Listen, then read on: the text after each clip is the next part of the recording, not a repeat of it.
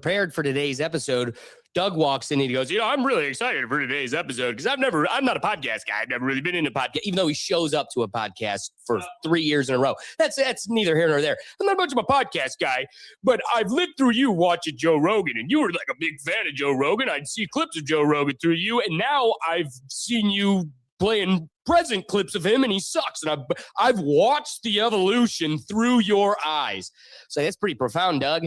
But today, we're really hammering down on that because that evolution's very real. Here's a guy that we could spend hours showing you clips who doubted everything and now has become a mouthpiece for the state in kind of hiding and fogging up these stories. But without further ado, we're going to dive right in talking about, Representative Tim Burchett coming out of Kentucky, right? He has been on a roll recently. First, it started with a couple podcasts where he's trying to bring attention to UFOs. So here he is on Stephen A. Smith. Trump the other day, you need disclosure. We need transparency. America can handle it. I'm sick of hearing this stuff. We can't handle it. It's, and I'm a Christian, and they appealed to me on that level. Burchett, this stuff's kind of anti-Christian, and your beliefs. I said, no, it isn't. Genesis 1, God created the heavens and the earth. I wouldn't believe it unless I saw it with my own 2 eyes. Okay? All right. So, but Trump's the guy to do it. If anybody will do it, if anybody's a disruptor, it's Donald J. Trump, and he will disrupt with this. And I had a conversation with folks at the White House today just about that, and we're going to be, hopefully some things will be coming out soon. So Burchett is going everywhere, all over the podcast universe, screaming that we got to do something about the UFOs. There's a lot that the people need to know about, and we're not keeping you in the know. And it wasn't until he got on the biggest political voice or platform in the modern internet era, where he goes on the JRE to truly discuss the UFO saga and how he's leaning on Trump to disclose it all and bring truth to the people. But before we get into the meat of that, the real dialogue is Joe Rogan, right? Mm-hmm. Our sacred clown, the little guy, the big scientist, funny man. And that being said, he's made his message very clear. Money gets in the way of people, but he's not talking about himself. That have experienced violent crime, and it's going to change a lot of people's women lives. that have. So here's Joe and Burchett talking about medical science and how that leads into a logical point about how money fogs agendas and truth And abused. Yes. And all the above. Everything. And they're not like going to be walking around like some kind of crazy zombies thing. It's a very controlled thing. And especially Ibogaine. Ibogaine is not recreational in any shape or form. No one's taking it recreationally. I've never done it, but I've heard it's a terrible experience. But you come out on the under end of it. You haven't done it out of an apple yet, dude. And Rick Perry was also talking about how he's experienced natural brain atrophy, being a man in his 70s. Yeah. He went and got an examination after he did it, and his brain atrophy had dropped by 25%. He went back in 6 months later, it was all gone. Just that alone. Wow. Think about all the elderly people out there that are suffering for memory loss and all these different issues that people have, that could fix them, and that it's literally just one experience that you have that takes 12 hours, and when it's over, you're better. That's crazy. And that we've kept this from people. There's no chance of people being addicted. The money. Somebody wants to control it. At some point in time, we've got to be human. Oh, I agree. All these money people have to realize you only have a certain amount of time on this planet. You need to shut them out. And you have an opportunity to make the world a better place. And we got to say no to people that just want personal money. They just want personal funds that going to go to their money, that's going to go to their bank accounts, going to go to their company, their corporation. How do y'all feel about this? Personal benefit at the expense of who knows how many people, including literal heroes. When's enough for those guys? Yeah, when is enough? I mean, this is the same feeling that I have about this disclosure stuff. Like, I don't care what it's going to affect. I don't care. Like, if there's real things out there that we don't know about, you as a human being have no right to keep that from the rest of humanity. Interesting. But they do. And he plays no part in that. No. He plays no part in that, right? Now, What is it? The He's the Heyoka. Oh, it was peyote. He's the Heyoka, but here's a young Joe Rogan screaming from the top of his lungs exactly what he would do for money and power. He told you. Not only can you never talk about it publicly, you have to be a debunker publicly. I'll tell the government right now, tell you right now if you listen, NSA, CIA, I'm available. Okay? If you show me all the real wreckage, I swear to God, I will make fun of that crap to the end of time. I'll make up stories. I'll lie to my mother. I don't care. You show me enough, I'll lie to my mother. He told you from the start. They got me. How much longer does Israel let us stay alive, do you think? That's Well, so with that being said, let's go back to the honest man. I don't care what 3-letter organization you work for. You're a human being, and you have an obligation to the other human beings to alert us. The fact that there's people that have, if this is real, and there's people that have gone to their grave with this information that would literally change the course of human history, that's a crime. It's a real crime. Could you imagine crime against countries, humanity? the people that suffer, the deserts and things like that, if you could cool their huts or whatever, Right. and we get out of these worthless wars. Yeah. 2 guys sitting at the table going, we know what the hell's going on. And someone should really tell the folks at home. Now, it won't be us, but somebody should tell them. You get dadgummit across the table going like, man, if only someone would. And going back to the clip of him and Stephen A. Smith, like, I really want to, but it's got, I'm not a pot stirrer, but Donald Trump, he's good at that thing. Yeah. He's got to do it. No, he's been really good at that thing. Yeah, he's more things than one. Can I make an observation about Joe, though? I don't watch him nearly as much as I used to. I know you'll give him the hate watch on occasion because I respect the hater. I respect the true hater. He's looking old. He's looking old my gosh. and tired. And well, how about this? Let's get to the core of like another thing. When we ask the question at Joe Rogan, when is enough enough? The reality of the core of that question is, what are you doing it for at this point? Because at a certain point, it was for money. It was to grow. Sure. You wanted to make an impact in the Hollywood arena, and you had a tech guy that could wire this up in your basement. Why not roll with it? And it's just comedians shit talking. But very quickly, it turned into your show. You talking about your interests with scientists and interesting people that interested you. You had a genuine curiosity, and yes, money blossomed from it. But that was the symptom of what you were doing, which was the project itself. Welcome which to our live now show. The project itself is just keeping the lights. I'm not even here because I want to. What's crazy is you see some of these interviews and it really does. It's clear. It's like, oh, you didn't pick this guy. Right. This was contractually obligated. Yeah. However, those contracts or obligations or, conspirator relationships go between you, government actors, or corporations funding you, or agencies that are opening the door to Area 51. Whatever it is that has the quid pro quo for this, I do that. You're no longer doing this for shits and giggles versus a show that's coming into no money, spending all of the money, and clearly just doing this for the fun of it. That should be the motivation in it all versus a guy that's like, I'm not even pleased I got to be here, but we're going to do it and kick it around and censor himself. What were you going to say, Doug? No, just if you had the chance to get inside view of Area 51, like you just said, would you not take it? Well, so let's ask that question. What cost? What cost? What's the cost you're willing to take on for those types of experiences?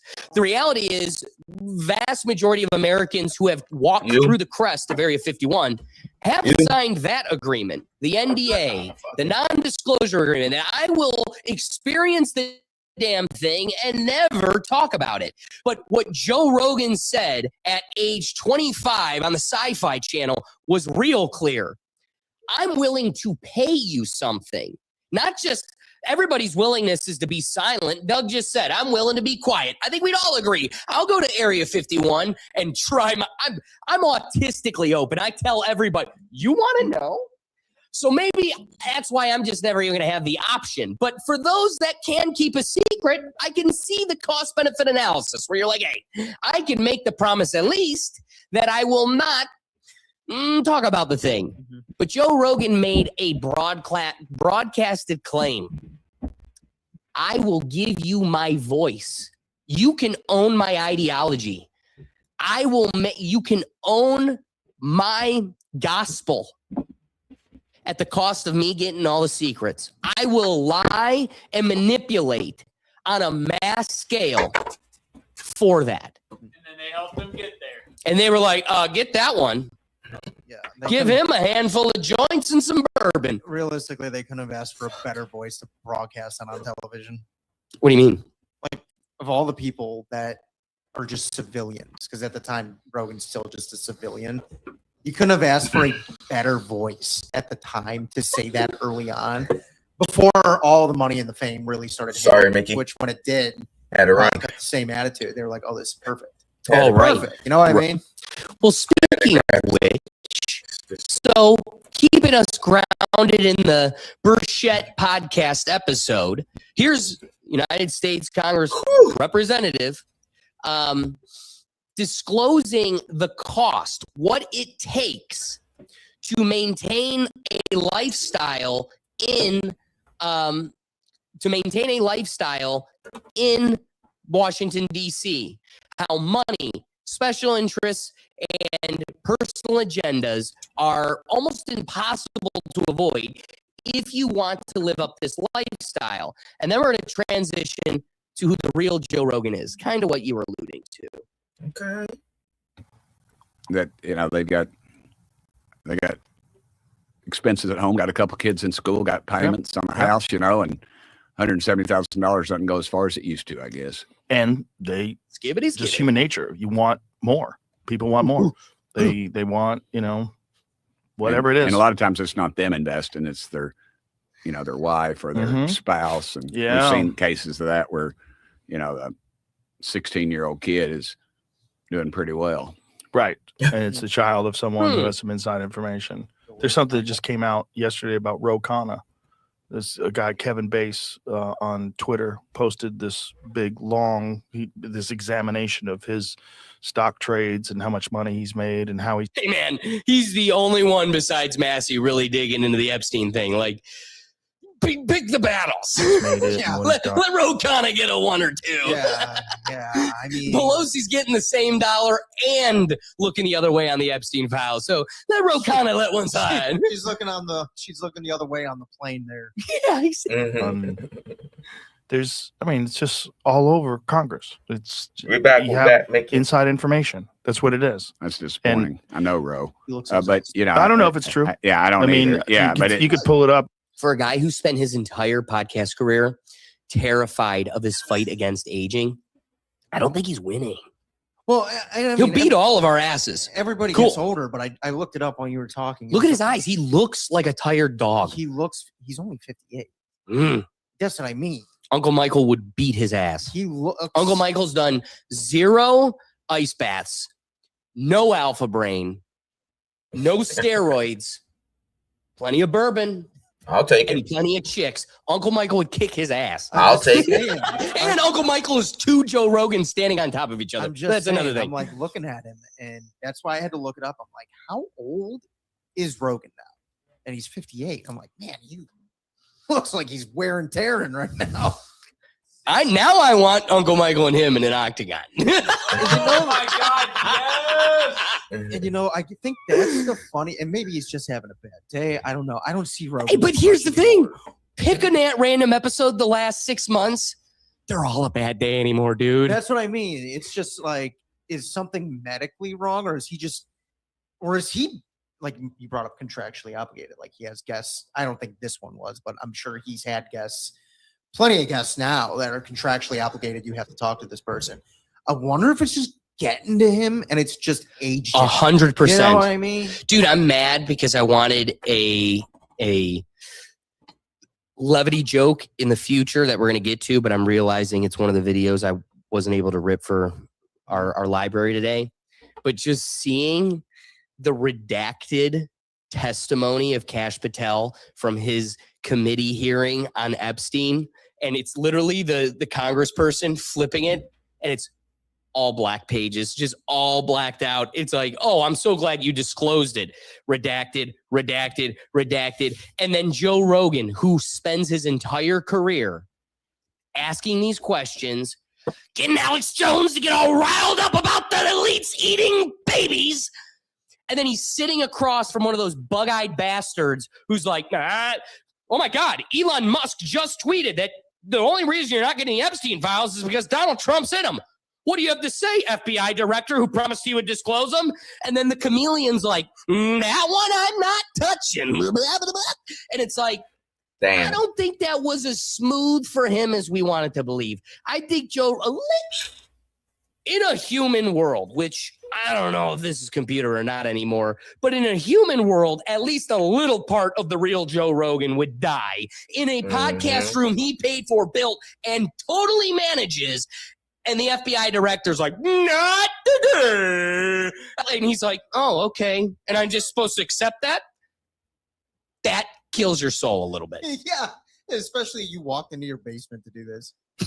I walked into your basement to talk to you, and you killed my soul a little. No, well, I do want to correct. He's no longer in his basement. This is a dude that has like a Walmart facility compound where bow hunting and, a gym, and he has a militia guarding. So that's why I really want you to picture to go from your basement to rolling up in your $200,000 Raptor truck to a military compound, protecting your microphoning young Jamie, who's not young as shit at all anymore. I'm looking that up too. Continue, but I'm looking up Jamie's age now too. Dude, he's older than us. He's got to be 45. I know that. My guess of young Jamie is 45.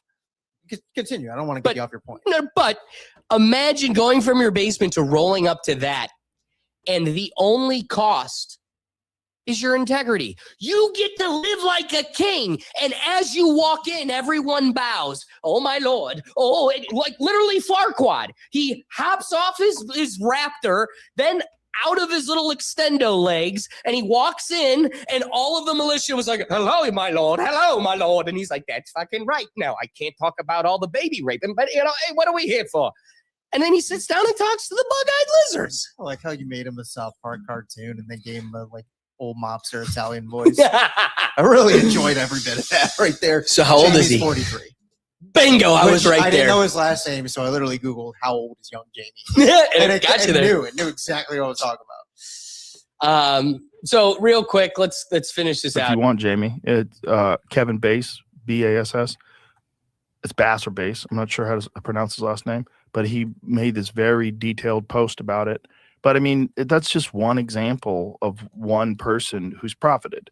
I'm sure it's probably minor in comparison to the other 11 that are ahead of Nancy Pelosi. I sleep on my couch in my office, and I shower in the gym. I don't have a place. Yeah, can't afford it. It's too Pelosi. I sleep on my couch in my office, and I shower in the gym. My couch in my office, and I shower in the gym. I don't have a place. I can't afford. So he sleeps on his couch in his office, and he showers at the gym. He does not have a place in D.C. That's peculiar. Why is that? It's too expensive up there. I got elected with a guy one time, and he said, when we got elected, he said, hey, Burchett, I just paid $1.2 million for this place. What do you think? And I know he was just bragging to me, because no way I could do something like that. And he said, and I said, well, probably in a couple of years, they're going to say, I can't believe you only paid $1.2 million for it, because the price of that real estate is just crazy. It is crazy. And it's a rich man's game. It is really a rich man's game. And the problem with being around rich men is even if you're rich, you don't feel like you're rich if you're in comparison to them. And so if you're worth a couple million and this guy over here is worth 50, you're like, damn, I got to up my game. And you're in this sort of. And notice he's talking about it like that's an infection only. Those mammals are succumbing to. Though, it's a very human thing, very natural, primal thing. I wouldn't know anything about that. Culture. This culture of a bunch of people that are investing a bunch of money and making a bunch of returns. And I'll tell you, it was a public meeting. I remember it was in transportation. It dealt with some technology in an airport. It was pretty cool. And I just asked the question. I said, is your stock publicly traded? And, I was watching people see what they did. Then they all looked up, and I thought, note to self, call my broker when I walk out of here, It's just very odd that has been legal for so long. That's what's very odd. It's disgusting. Well, it's interesting to hear Joe Rogan discuss it in this way where he's like, it's only natural when you're around these rich people and you're rich, but they're even richer. It makes you feel like you need to be an even bigger leech on society. Billionaires are a crime. Millionaires should be a very realistic human goal. But when the millionaires are around billionaires, it becomes, I need to be a part of this club. And of course, that was never a part of Joe Rogan's nature. Off Fear Factor. Yeah. Then I do the Man Show. Then I do stand-up. Means realistically you make about before taxes? 5 days, realistically. You say a couple million, 5 days. Dude, I don't lie. You saying I lie? Is that what you're saying? $2 million a year? Dude, I make more than that. With the Man Show? No, it's not Fear Factor. I make a couple $1 million a year. More than that, actually. Bill Canyon? I have the biggest house in Bell Canyon. Most expensive house ever sold. You don't think I do? Look it up. What are you doing? You hating right here? No. I thought you were cool up until right now. You just got a little weird. I'm not your regular actor, motherfucker. I just lost a lot of respect for you, dude. Oh, it's only like the top 10 show in the fucking country for 4 years. Yes, it is, motherfucker. It's the 4th season. 78 episodes in. Number 79 will air on Monday. Tune in. It's fucking NBC. It's not fucking cable. I'm one of the richest game show hosts out there, dog. You shit. NBC? What do you mean NBC? It's the number 1 network in the country. What kind of dumb shit have you roped yourself into a corner with? You are hating. You're hating. He's talking about I make 500,000 a year. Oh, you say 2 million. It's probably 500, maybe 8. He's saying, I go, it's network television. He goes, oh, it's NBC. It's only the number 1 network. What are you talking about? 30 episodes a year. What are you, inside the loop or something? You're a fucking porno star. Let me be clear about closing out my point here. That dude's grin and porno star was the most got me. Yeah, I'm worth millions and I'm having a lot more fun than you, Joe. You're watching people eat cow balls. She's eating my balls. There's the difference. Even more so, if that doesn't show you the symptom of Joe Rogan's nature that could and did inevitably become his downfall. When somebody can look you in the face and go, hey man, I will give away, I'll tell the people whatever you want me to tell them, as long as I get to have access to the secrets. You believe them. And I just want to remind people, for the real JREers out there, before it was very clear he is compromised and now a part of the greater PSYOP. Back when I think he was actually an anomaly in the system, you had a guy who just had his friends on, they talked their shit, and they talked real life. And he has Bert Kreischer and Tom Segura on his show prior to them becoming sellouts, back when people still liked them because they were just genuinely trying to be comedians and not trying to be stars and celebrities willing to give away their souls for the prize. So when that was the case, they're on the show and they're concerned for their buddy Bert. Bert has built his entire brand around drinking. He can't stop drinking. He takes his shirt off every show and holy shit, he's fat. And I'm the exercise expert. And I'm actually genuinely worried for my friend. My friend thinks he has a Mickey Mantle gene and can magically be a superhero even though he's 200, 300 pounds overweight. So they concoct a thing called Sober October. And the first year, they're kind of working out the weeds of the whole thing. Yeah. But it was a fun competition, and Joe wrecked them all. But it worked out great because it got Bert to be sober for an entire month through a competition, because that's all of our spirits, especially these men, the manly men that are, I don't know, moth to a flame when it comes to a solid competition, friendly gaming. Alex, you're talking competition. All I can think about is the Seinfeld episode. That's all. What? The competition. What about it? Oh, dude, the episode where like all those friends on Seinfeld that make the agreement to not jerk off. It's a competition. Oh God! And the last one to do it wins all the money in the pot. And it's like you're talking about competition. It's like, dude, that's all I think. All right, I'm going to say it publicly on the show because I keep meaning we need to stop referencing shows. This is the show. And when you go, yeah, that thing on South Park, and I'm like, what? Either make the full point about it, or don't. Please just don't mention it. I mean, Seinfeld contest, pretty well. Sure, awesome, maybe. Well Boomers aren't watching this. Did you know it? No, I didn't watch Seinfeld. You never watched Seinfeld? Oh my God. Can you continue your point, please? I'd love to. So we were talking about Joe Rogan. Sober October. Sober October. I got you. Thank you. Yeah, I got you. Contest between friends. Yes. So the second time, Bert's like, you got to remember, this guy has body dysmorphia, and he genuinely thinks he's a super athlete.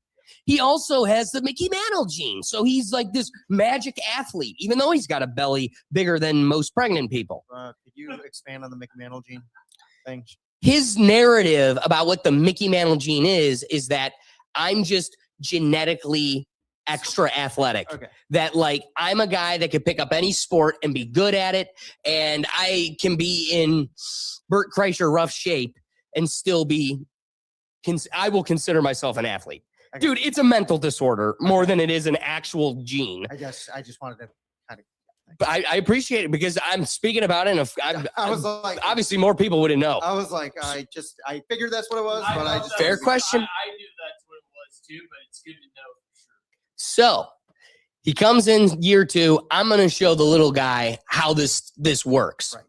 So they make some rules to really like make it a competition, and Bert's got the money brain. Like this guy is a walking commercial, and he looks at the 3 most famous comedians at the time and he goes, we can make this a branding opportunity. We should get together with a heart rate company and make it a big ad for them and have them pay us.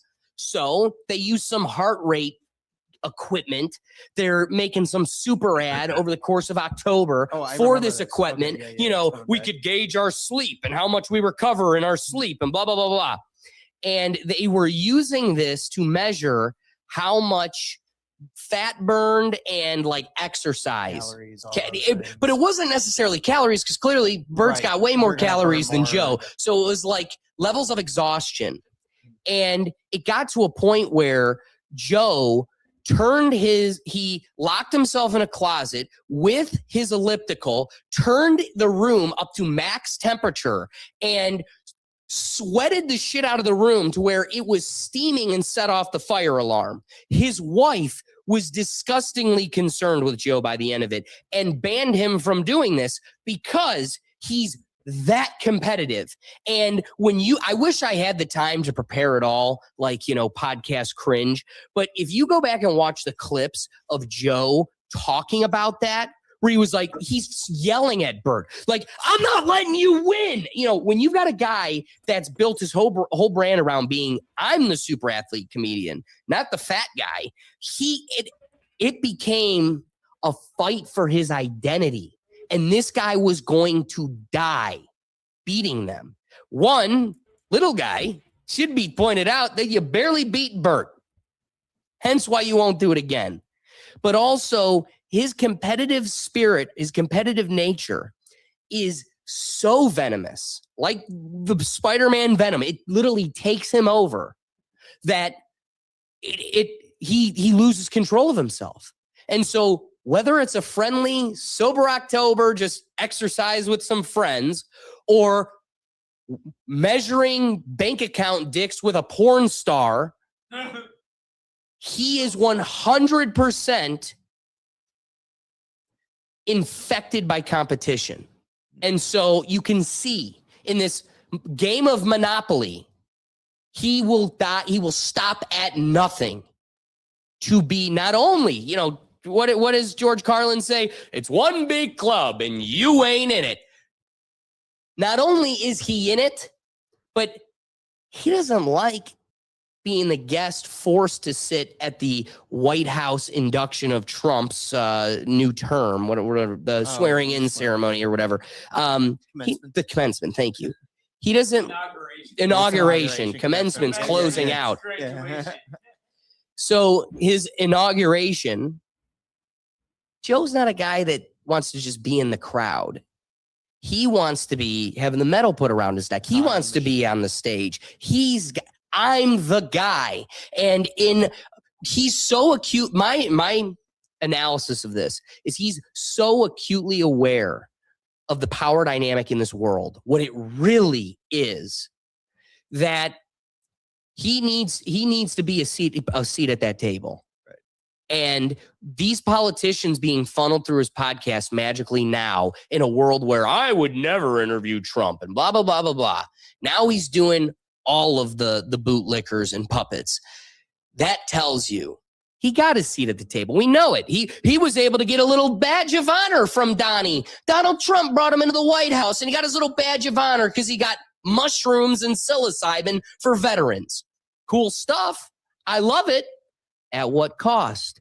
That came up in a recent podcast too, where somebody had brought that up, and he goes, listen, I don't make that call often where it's like, all right, now it's time for you to do something for me. But I thought long and hard of what that call would be, and this is what I decided it would be. It's like, one. That's it. Thank you. Thank you. One of the most powerful voices in the world. That's it. That's as far as you. It's not even like it's legal. Why couldn't you get them for me? Yeah, no. Or for yourself, asshole. You're not a veteran. You're a veteran of Fear Factor and Radio City or whatever the sitcom was. Hey, that was a top 10 show on NBC, man. Whoop whoop. Yeah, he told the porn guy that. I was like, don't be disrespecting me. I don't know, Ricky. We're saying a lot. Do you have any thoughts on this thing? We missed the old Joe. The guests don't hit the same. The atmosphere is not the same anymore since you traded that brick wall with the American flag on it. Yup. Yeah, it hasn't been. When he went to that red pill room where everybody was like, yo, this is like a Star Wars Sith pod. Get out of here. And he was maybe in it for like 4 months, spent like $2 million on the studio set and was like, well, we're abandoning it. It's like, yeah, dude, that was the point. Yeah, that's when he moved to Austin. That was the downfall.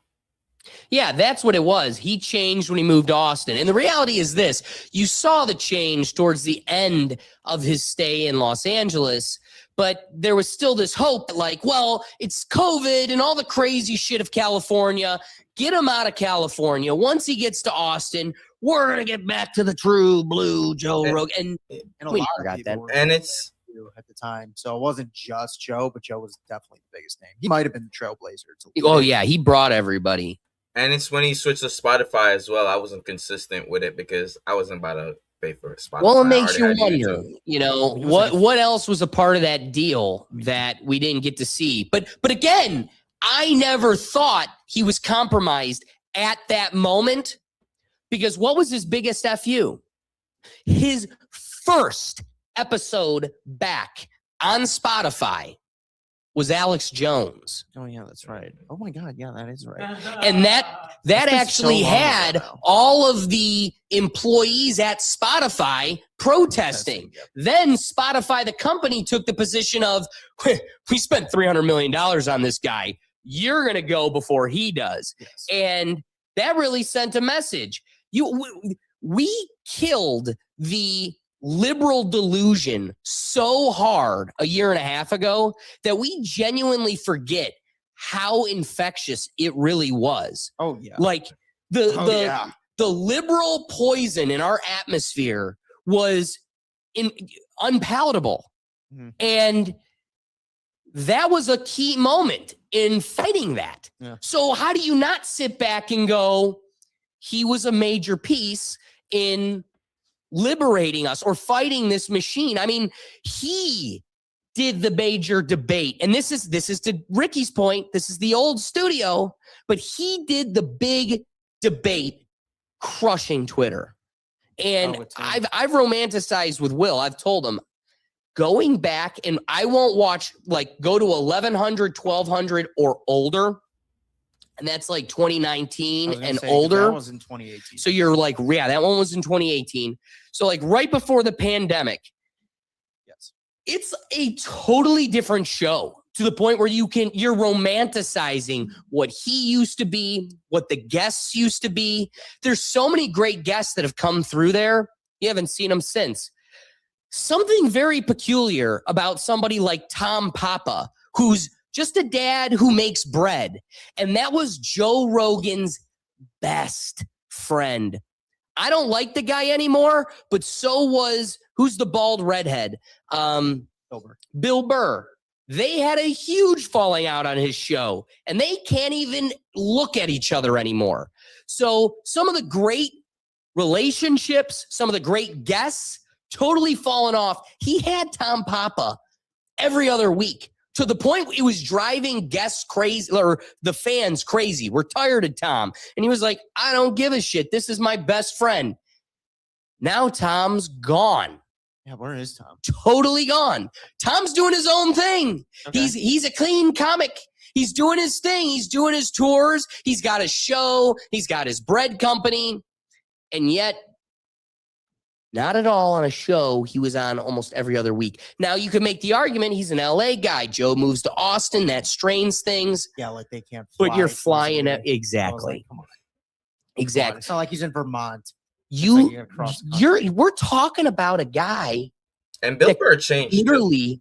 What's that, Ricky? And Bill Burr changed too. Bill Burr Monday podcasts don't hit the same no more. He don't hit the same anymore, bro. Yeah. I have no idea what he's doing too. Like I'm assuming still comedy, but and I think he's got a wife that's got him by the balls, and he's starting a family, so he's fading away and taking care of his home life. So I don't blame him. He made his money. I get it. Yeah. But yeah, I mean, it's been. I mean, I can't tell you the last time I really saw a Bill Burr thing. Well, and even more so. I mean, Ricky, he broke America by remoting in to Edward Snowden on the run in Russia through a secured line that halfway through the podcast, the FBI tapped into. So I want to cut over to our main, I love the fact that we've got Brad Richardson in the chat today. We love having Brad. And there was a comment Brad made earlier when we were talking about Joe Rogan, and he goes, they've all lied to us. I'll tell you also, I want the secrets. There was one comment that really stood out to me. For reference, if you want like a time frame, that Edward Snowden one was October 23rd, 2019. Okay. So like you said, still in that 2019 pre-pandemic era, Rogan. Right. Just for a frame of reference. I appreciate that. Yeah. But the bigger piece is this. You've got a guy who the FBI is breaking into your chat. Mm-hmm. And when we're all, the comments, of course they're lying to us. Of course he'd sell out, blah, blah, blah. It wasn't that easy to see at the time. No. The perspective of time illuminates everything. It's clear as day to us today. One, I'm older. I've experienced more. I've been damn near lied to by the government and every talking box for the last 6 years of my life, clearly, whereas before, at least it was camouflaged. What's more convincing? Like, it's either a charade or at the time he was genuine and then became compromised. But there's nothing more convincing than a guy who discloses, a whistleblower, saying that the government is illegally wiretapping, listening to you, creating files, monitoring you. It's all a super police state. This was back in 2011. Nothing's changed. Flock cameras, good damn things. They've got all of this on you. It's illegal as shit. The government's like, yeah, illegal as shit. You're not allowed to tell people. Also illegal as shit. So our thing's okay because you're not allowed to tell them. Put them in a cage. And he's like, I'm gone. When you get to talk to that guy, yeah, and the FBI's breaking into the conversation and meddling, that shit's pretty damn believable. So that's either one of the greatest psyops of all time, or he wasn't compromised at one given point and became that way currently. I think it's the latter. It has to be, dude. Dude, he hasn't talked about PMT in 10 years. Yeah, I think it was sometime during the Biden administration. Yeah, I the think so COVID too. thing. I think COVID. I think he was not at war against ivermectin. He was not at war against CNN. He was controlled opposition because he brings Sanjay Gupta on his show, wipes him up, makes the Douglas Murray, he makes the medical expert selling you the COVID bullshit, makes him look retarded. And then the whole world goes, holy shit, the small midget comedian made the scientist expert look retarded. And then Joe goes, whoa, guys. He may have been a little bit retarded, but he's a good guy. And I like the guy. You guys can have your opinions, take what you will from the show, but he had good intention. I think so then he became a defender of it. It was the perfect, I'm with Ricky. I think that was the first time he played his role. And then let's also acknowledge that was the same moment where he left the little comedy sphere where we're all listening to him on YouTube, and he became a name at your boomer parents' dinner table. CNN's reporting about him. Donald Trump's talking about him. Fauci's talking about him. He feels like a victim. CNN took my clip and turned me orange because I recovered from COVID so well. He was a sacred clown playing his part in the circus. And I looked it up. That was September of 21. So that lines up with when you and Ricky kind of mentioned too as well. Yeah, I think that was the moment. He stepped into his role. He delivered perfectly because even at that time, he was never interviewing Trump. That's a bad guy, and I'm never getting involved. At that time, he was truly the edgy podcaster and the UFC commentator. Yep. That was strictly all he was. Right. At that point. But then again, let's remind ourselves how deeply embedded the UFC commissioner is. Like, why is he at every he walks out of the White House Correspondents' Dinner, bang, bang, bang, bang, bang, bang, bang, bang. He walks out. That was the coolest thing I've ever seen. This dinner was awesome. Why are you there? Why are you standing behind the president at his inauguration? And we're supposed to pretend that the second in command, that's the talking mouthpiece for that organization, also isn't in one big cabal organization. You know what I mean? Like it's all 2 degrees too close. I'd give Dana just slight leeway just because I know Trump helped him out early on in the integration of the UFC, like 20 years ago. So what does that tell you? Quid pro quo. Yeah, scratch my back, I scratch yours. But I don't think he has quite the influence that Rogan does. Like I think. Well, no, that's what I mean. But who does Rogan work for? He works for somebody. Yeah, and he's directly employed by Dana White. So you've got a guy that's employed by Dana White, and then he's obsessed with the UFC, right? I'm a big MMA guy, so I keep talking to all these MMA guys. Now all my fans are getting super, super pissed at me about the UFC episodes. They're boring. We don't like them. We're here for the scientists. So maybe like around 2018, 2017, he literally changes it. And now you have the count of episode 1100, episode 1101, episode 1102. And then he has JRE MMA 1, JRE MMA 2, JRE MMA, and now he's separated it. So this is a guy that loves archery more. He makes that clear. Hunting, elk, all that. He is very, very, very passionate about MMA. But he has passions that are greater than MMA. He would much rather talk to Cameron Haynes from Under Armour about archery than he would Sugar Sean one more time. Right. But somehow he's made an entire arm of his show now, UFC. And dude, he's a part of the UFC. So of course that's not outrageous. Of course he would. But it's to say, who's motivating that piece? I'm sure his interests are a player, but I also do kind of believe that you are a top dog in the UFC. Under the UFC, working for the UFC, which is also going to be fighting at the White House. What, this weekend? I don't know. Is it this weekend? Fighting at the White House? Seriously? Where have you been? I didn't know. You pull out the That's a Seinfeld part of our. reference, but don't know this. You might be right. It could be this weekend. I'm pretty sure it's no, this it'll be weekend. It'll be closer to 4th of July. June 14th. I'll be like, it'll be closer. Okay. The reason I was thinking that is because I'm seeing a lot of Sugar Sean clips popping up lately. So I'm like, of course, it's going to be the hype's coming. Right. But again, so have we had a basketball game at the White House or MLB?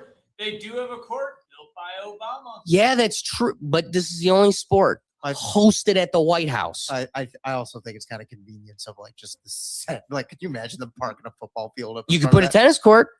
They have tennis courts. You could put racquetball on them. Yeah, I mean, but you get what I mean. It's like this has the lines between the White House, Trump, Dana White, Joe Rogan, the government. It's all been a lot more blurred than it's ever been before. It's either all blurred or just a perfect storm at the right time. And it could be a combination of the both. Sure. Ricky, any other thoughts with the whole Joe Rogan thing? I want to close out this Burchett stuff. No. Yeah. Once the media switched on Joe, he went downhill right there because he had no side to go to other than Trump's side. He was stuck in a corner. He ain't do nothing wrong. He was just giving his opinion, felt attacking, And the MMA stuff, I think he generally loved MMA, and he just didn't bring UFC fighters on. He brought other people surrounding MMA, the refs and other shit, like others, people that's surrounding MMA. It was good in the beginning, but as I said, I agree. Eddie Bravo, your boy, natural. Eddie Bravo, your boy, back in the day. He's got a grudge. But who has a bigger grudge against McGregor? Dana White. Actually, no, Dana loves Conor. He definitely speaks highly of Conor. Dana hates John Jones. He does hate John Jones. And I think he's had John Jones on his show. I think Joe has. On Rogan. Yes. I think he has. John Jones, Francis. I just don't think Conor should go on Rogan. What's that? I just don't think Conor should go on Rogan. Yeah, I agree. Well, it would be fun. Oh, I mean, yeah, it's getting that dude to talk for 3 hours would be fun. Yeah, but again, it's not as fun as it would have been in 2018. Oh no, and I think now too, it's like time's passed. I agree with that. 10 years ago, sure. Now, I mean, shit, Conor's a billionaire too on his own. Exactly. So I want to kind of close out the Tim Burchett topic. So, representative from Tennessee goes on Joe Rogan's podcast.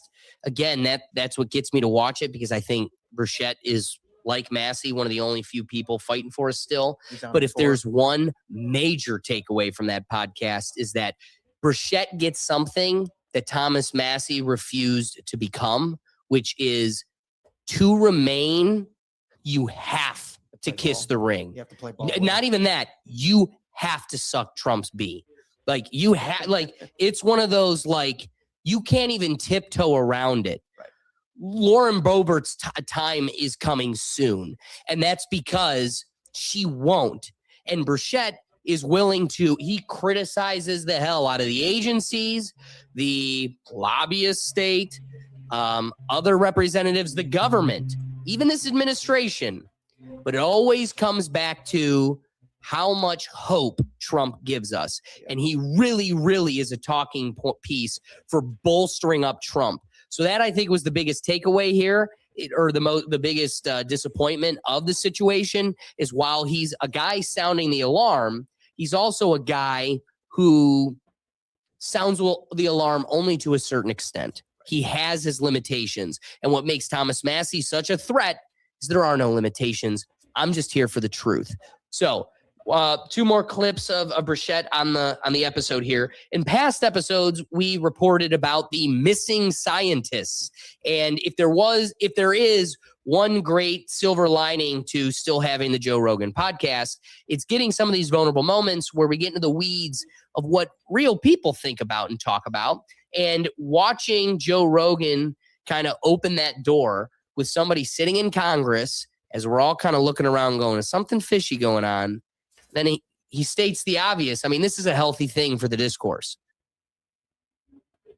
About the missing scientists and scientists that have turned up dead and been killed. 100%. And that's real. I think I have a theory on that. All right. I know it's a little dangerous to throw these things out, but I was on maybe Fox one time and I just came up with this. I say your family's mobbed up, okay, and y'all own a nice Italian restaurant and it's world renowned and you're busting at the seams, you know, and you're franchising and putting out cookbooks and everything. You got this one chef who's the kingpin of all of it, but you're afraid he's talking to your competitors.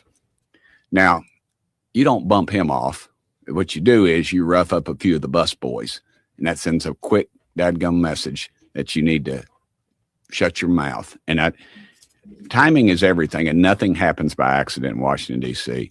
To me, I think the timing is it's uncanny. You got a president, you know, we had these hearings in Washington. You have a president that says he's going to release stuff, and all in that same time frame, before and after that, you're having some of these high-ranking officials disappear.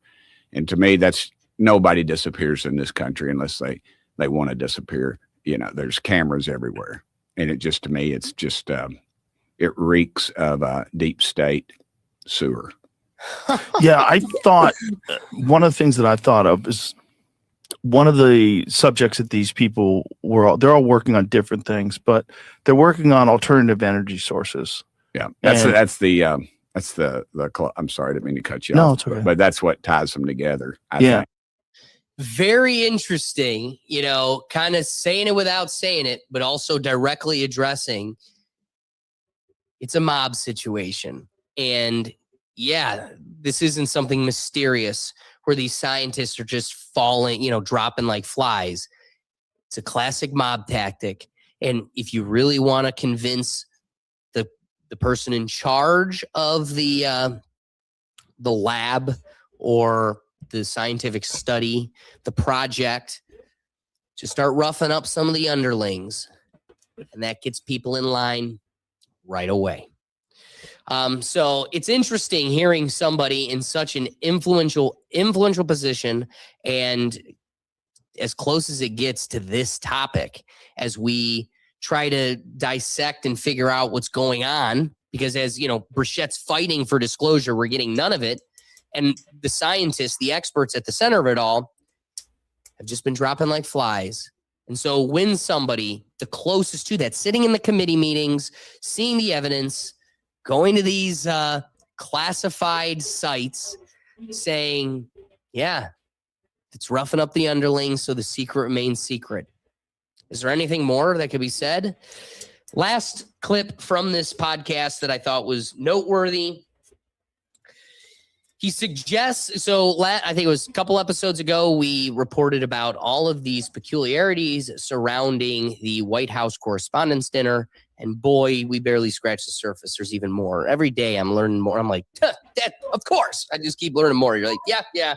It's crazy how many of these incidences, since the administration has taken over, more and more footage comes out from every single one of them.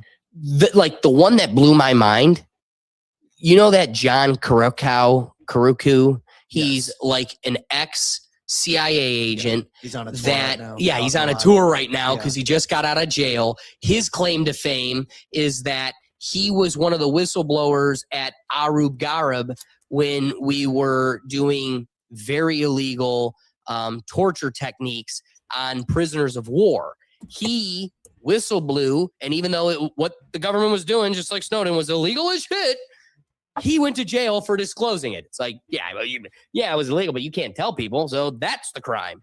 So he goes to jail, he gets out of jail, and now there is one true reality to this, which is once you're a CIA agent, you're never not a CIA agent. What are they letting you say? Exactly. Or what part are you playing now? Right.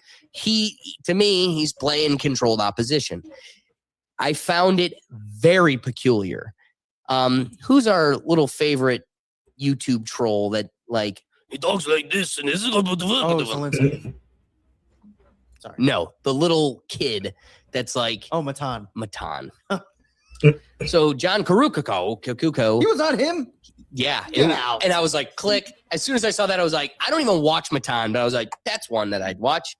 And what makes this John Kukuko so like such the perfect psyop, the greatest internet personality, is because that dude, he was perfect for Matan. Like, Matan's a great podcast because you see people for who they are. They either can roll with the punches or they're broken by the situation.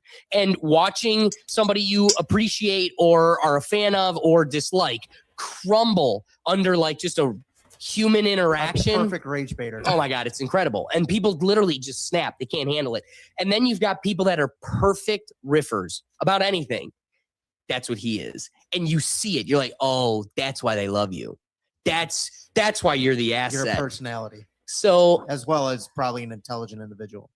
Incredibly. You know what I mean? Yeah. And so it's very peculiar when that guy's on Matan's podcast and he goes, yeah, I was at the White House Correspondents' Dinner. And I'm like, wait, what?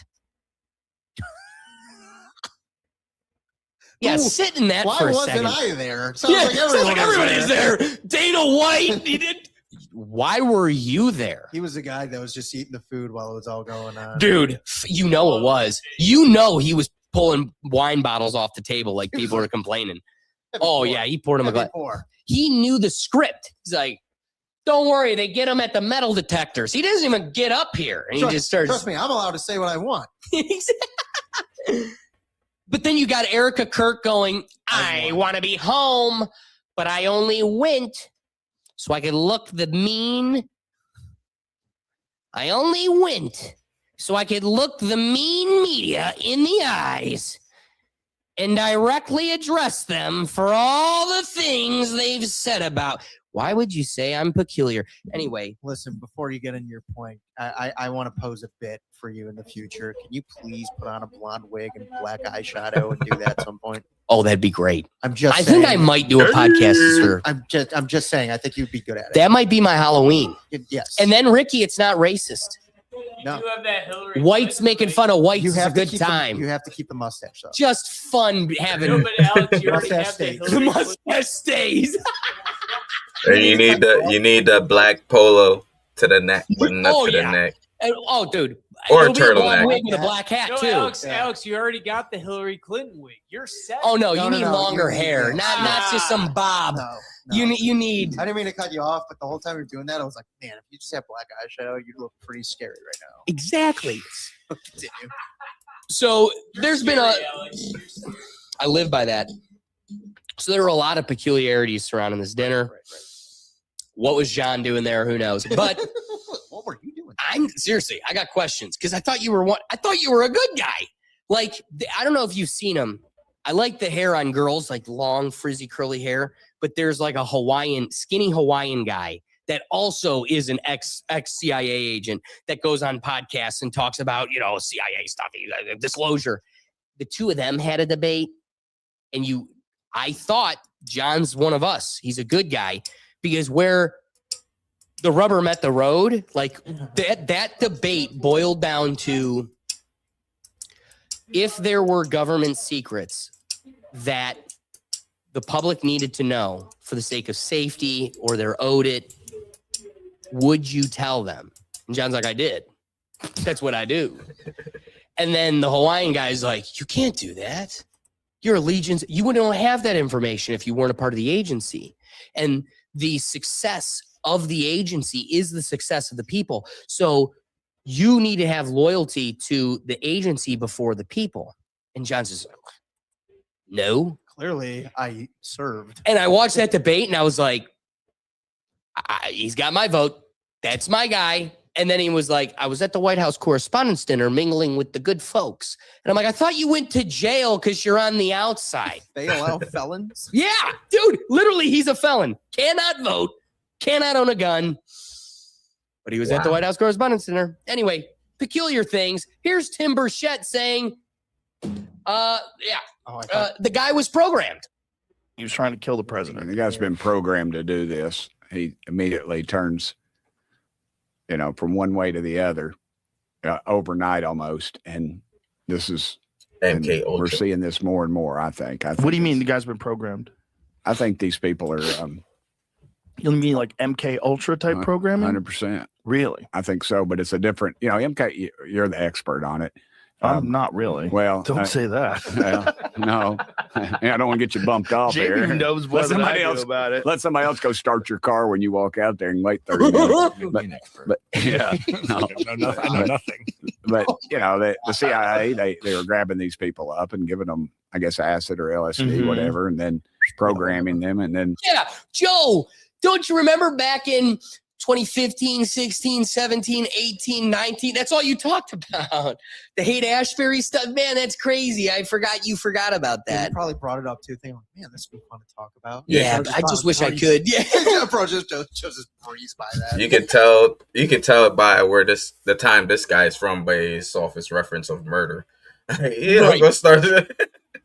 Right. The whole mob. Then they said reference. they weren't doing it, and then they got sued, and they said, "Oh, we lied. We were doing it, but we're not doing it anymore." Now, which time are they not? Here's my thought on this. I think you've got a bunch of people today because of this. Just open up your head and pour it in, and they can put these things out to people just enough to where they know that there's going to be a reaction. There's some people, you and I are going to read this stuff and go, and there's some people that are just going to stay awake at night and just fume. I know people that read stuff and they'll call me and text me and said, "Can you believe this?" And I'm like, "Dude, man, I live this stuff. Cool out. We're good. We're okay." And I think that these folks, they know who they are and they can target them.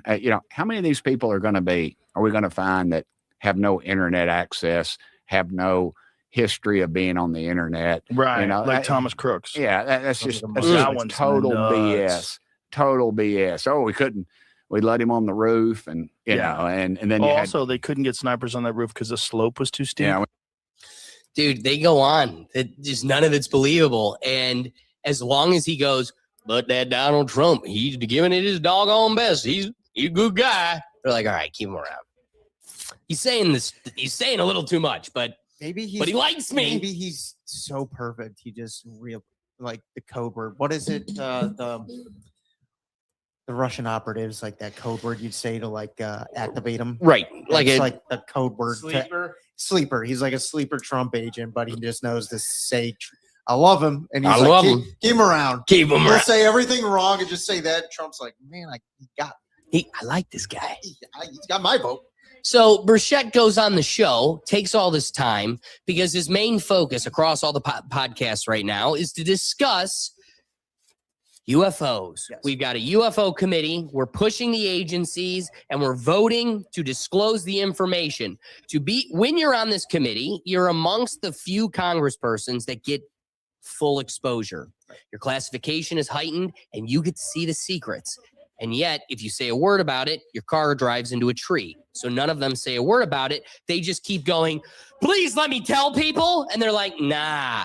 And they're like, every time they get in a microphone, they put it in, "I want to tell you things real bad. Please let me tell them." And they're like, "No, you can't tell them." So Burchett and the gang, they vote. And that's what he's getting excited about. He's on Joe and he's like, "Well, doggone it, I'm telling you, this week we're going to get it done. There's so many of us and it's so big. And I keep talking to big old Trump. He's such a big, hands are huge. His hands are huge. And I keep talking to him. And he's ready. We're about this close to disclose. We're getting there. And this week we're voting. And we're psyched you're getting the information." And then he comes out of the committee with this. Denied access to the SCIF. And so, to my knowledge, what's going to happen now is not only do we have the support of the chairman, but they're going to get a nice letter from Congress. And as you heard, Representative Ogle said, if we're denied, we're going to use the Holman rule. He's trying. He's holding it. And I was told by leadership that it was blocked by the intelligence community, not the intelligence committee, but the intelligence community. And that is a very chilling effect. If someone can reach through the veil of government and pierce it to the point of we do not have access to something, you got to start asking yourself who the hell's in control. Dude, even and I think it'd be wise for you all to start looking at some financial disclosures of some of those corporations, some of the people who do the stonewalling in this town. And that's what we're going to start doing. We're going to start talking to people. We're going to start naming names. I want you to think about this.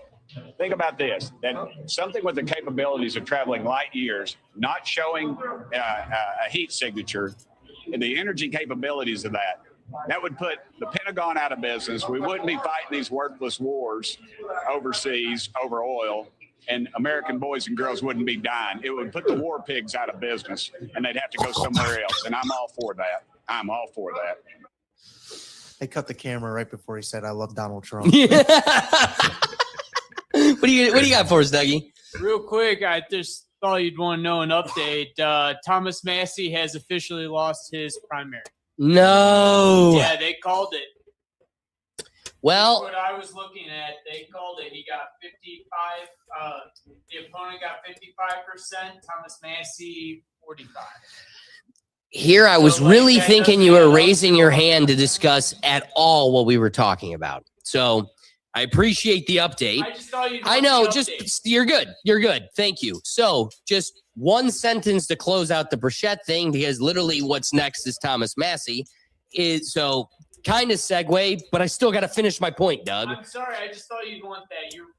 You're very right. Thomas Massey, I thought you'd want the update. I'm sorry. All right. I'm sorry. Double down everybody. some more. You clearly your ears aren't working and they're not connected to your brain. So keep going. Doug, I forgive you. That being said,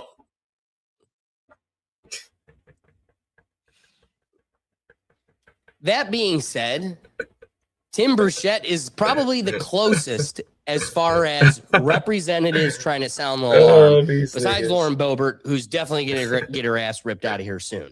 I'm bringing her up again because now let's transit, because Doug's in a hurry. We got to get to it. We're just going to jump right into Thomas Massey, and he brings up some points about her too, so that's noteworthy. Kudos to Tim Burchett. Do we really care about the UFO situation? Like, I don't think people give us shit, because the reality is we all know it's a distraction from things that truly matter. And I can't stop it. If you were to tell me there's a giant mothership coming, I'm like, yeah, but the PDF files are taking my money. Yeah, I don't care about a mothership that can vaporize me right now. All I could worry about is the tax thieves. It's a twofold problem, because yes, it's complete distraction. It came out. This all started coming out after the whole Iran situation escalated. 2, people will care more if the issues that you mentioned, and it's one of those things, if it ever happens, what are we going to do? There's nothing. But when I know that there's an island, like literally YouTubers have gone to the damn island, that put me with organic people like me on this floating rock. That's something I could work with. Yes. Super demon space powers. I got nothing. It just isn't one of those things where it sounds like they've been here. All I'm getting from it is like, all right, they've been here. Are they here right now? Can I talk to them right now? Are the aliens here and right now with us? Yes. So it's kind of I appreciate the work he's doing, because he seems like a real straight shooter about it.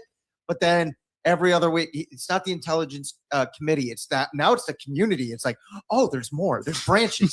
We're getting the branches of blockades here. The secret government stopped it, is what he's telling you. Have you guys ever seen, it was an old TV series and they rebooted in like 2014 called V. And it's lizard people who come to Earth and they disguise themselves as humans and live among us and feed on humans. And it's like, we're talking about lizards and space aliens and UFO things. It's like, dude, it's all connected. The lizard people are real. And I think television had it right back in the 80s, and they tried to reequate us to it back in the 2010s. Well, like you said, Doug, they're telling you a vision. No, Alex, how many times have you told us Hollywood is trying to get us ready for this shit? Yeah, you're right. It is ironic. There is a Steven Spielberg movie coming out in like 2 weeks called Disclosure Day about first contact. Yeah. So it is kind of. But I love that here at the Rethink Tank, we've already worked that whole thing out. Barack Obama tweets and goes, I'd like to put my hat in the ring. If we get contacted, I should be the representative. And we're all like, no, it's Theo Vaughn. Yeah, actually, no. Give him our alien. Give him our alien. They have too much dirt on him. Do you know that a rat king is just a giant pile of rats that the tails get all crazy? Crazy. Exactly. Yeah. Have the rat king represent us. Yeah. Instead of the rat. Yeah. A random. They probably come down and be like, oh, we saw you as a player. No, thank you.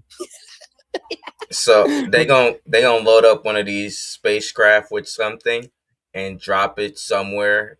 Boom, and blame it on them. Blame it on the space. They're gonna blame it on Thomas Massey. Personally, I like to think First Contact will be like Star Trek, where it's a peaceful race and they want to give us technology.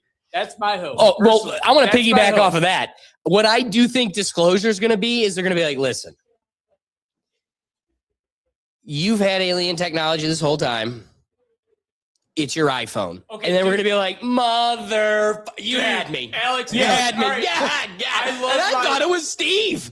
This whole time I thought it was Steve. I love my sci-fi. So, like, you are basically describing the Stargate universe where we've had access to alien technology. We've incorporated it into our lives, but we don't know it because the military is keeping the fact that we have alien relations secret. Bingo. Coming full circle. Stargate. That's why Joe Rogan doesn't talk about DMT anymore, because it gives away the truth that we got this tech from the Clockwork Elves in the spiritual realm.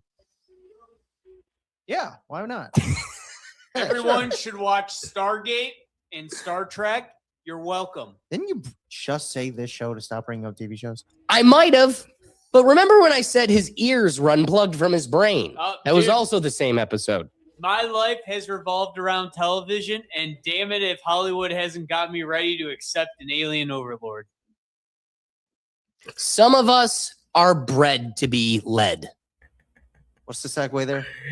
Thomas Massey. There we go. The man who won't be led and, well, is actually being escorted right out of Congress. Well, actually, you will be led out the door. Led out the door. Leaving. I really hope, though, dude, that'd be cool.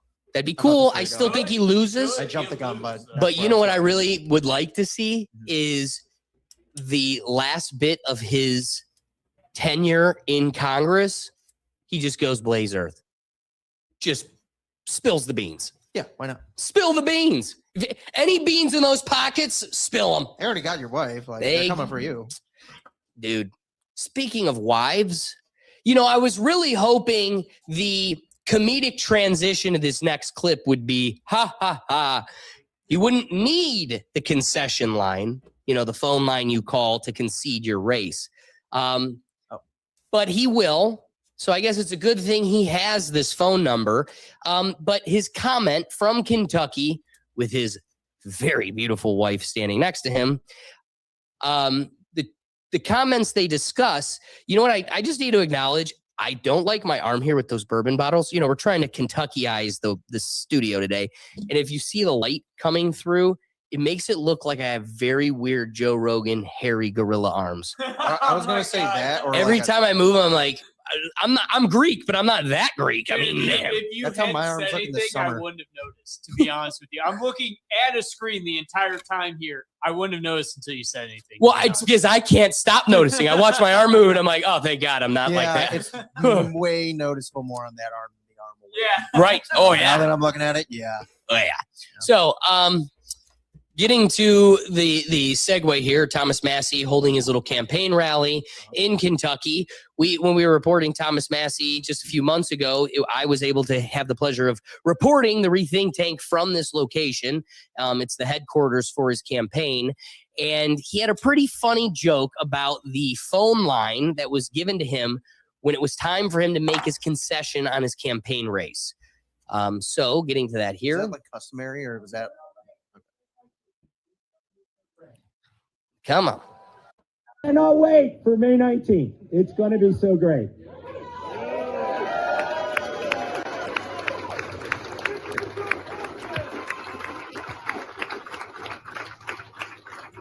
You know, just in case I lose, they gave me the number to call to concede.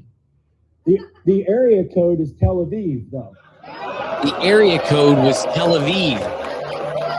Why would you call the opposing Kentucky rep in Tel Aviv? Oh, unless he was getting $20 million from said God's chosen people. Well, unfortunately, he didn't come out victorious today as Doug jumped the gun.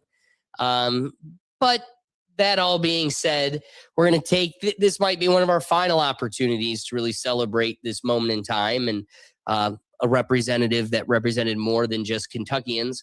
So one thing I want to kick it off with, here was dumbass Trump's comments regarding Thomas Massie, and there's a lot of irony packed into this.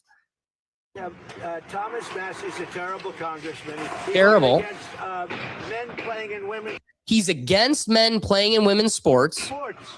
He voted against transgender for everybody. The mutilization of your children. The mutilization of your children. He's against it. Crazy. He voted against, again, open borders. He voted against open borders. Wait, asshole, did you forget you tried to build half a wall and gave up? You know, one thing I was thinking about a lot earlier this week, not knowing this was something we were going to talk about, is like how like fish-brained his supporters are. That he didn't, had he finished that border, Biden would not have been able to bring in a mysterious number of millions of illegals into the country. He failed to do what he ran on the first time, completely abandoned it the second time, and if anything, has gone the opposite way. Are you locking down the border so more can't get in? No, I'm grabbing American citizens and throwing them in cages. What you were accused of the first time and didn't do, but we're like, hey, it sounded fun. I'm going to do it this go around. So that's the power of a lame duck, Alex. I mean, it is true. Worry about. There's no repercussions. Lame duck. And the sickest part of all, Doug, is watching a guy criticize someone of the same party for voting along the policy lines he ran on. Yeah. And yet the same mouse-brained boomers continue to support him, where they'll come out in droves to vote against Thomas Massie. Wait, why? He supported exactly what you voted for in 2020. That's so I'm curious. weird. I'm curious what the age demographic are. So what? The majority were older. So Trump is pushing for male and women's sports now. Like, what's exactly. What's going on? I think here? his mouth got farther than his brain. Yeah. Like I don't think he was realizing. Like usual. Yeah. Exactly. Bingo. Made a career out of it. Yeah. Made a career out of it. Why stop now? You're right. Unfortunately, you're right. So I want to. It is funny. Trump will wage war against the few that stand against you. As these are the kind of people, these are the Republicans he likes. What makes Thomas Massie, as he puts in all bold on tweets, the worst congressman of all time? Not because he votes against the party and the people's policies, but because he votes against Trump and his donors. So for those that play ball that Trump is willing to defend, like John Husted, there's him getting called out for taking over $100,000 of campaign funds from Epstein conspirators. Can you add out today? So we're done. Can you explain the relationship with Lex actually? Because he did contribute a lot to your campaign. Tell us about Les Wexner. Can you talk about that at all? And then we're going to sit there, act shocked, and play dumb when Ohio is going to lose to the Democrats. I always like it when they just immediately get asked a question and just start walking away. Dude, I got a better one. Yeah. What's sad is that the Republicans might lose to freaking Amy Acton too, of all people. Right. Exactly. If we're lucky, people realize neither candidate are good. But sadly, there's nothing. Dude, you know what I keep thinking about is that's the blue button, red button. Like we're back to that. Nobody, like you're never going to get the masses to have logic. Right. Like you got the fact that whole premise needs to assume that people can't read, people are dumb, people are inevitably going to push the blue button. And it's like, same thing goes here. Inevitably, you're going to have people that just are drones. They're zombies. Anyway, of the Republicans that represent you, that Trump looks at as part of the team, some of them do a greater job than others at putting on advocacy for term limits or taking them behind a shed and putting them out because, well, tell us about the rabbits, Lenny. Here's Mitch McConnell, who's one of the good guys of the Republican Party. The vote is about over. The secretary has to get with the president on the China trip. I'm going to ask Senator Murkowski to wrap up. And thank you all for being here. Baldwin, Shaheen, and Kennedy. Baldwin, Shaheen, and Kennedy still have questions. Wrap up after. Hold here. He's a Roomba. Yeah.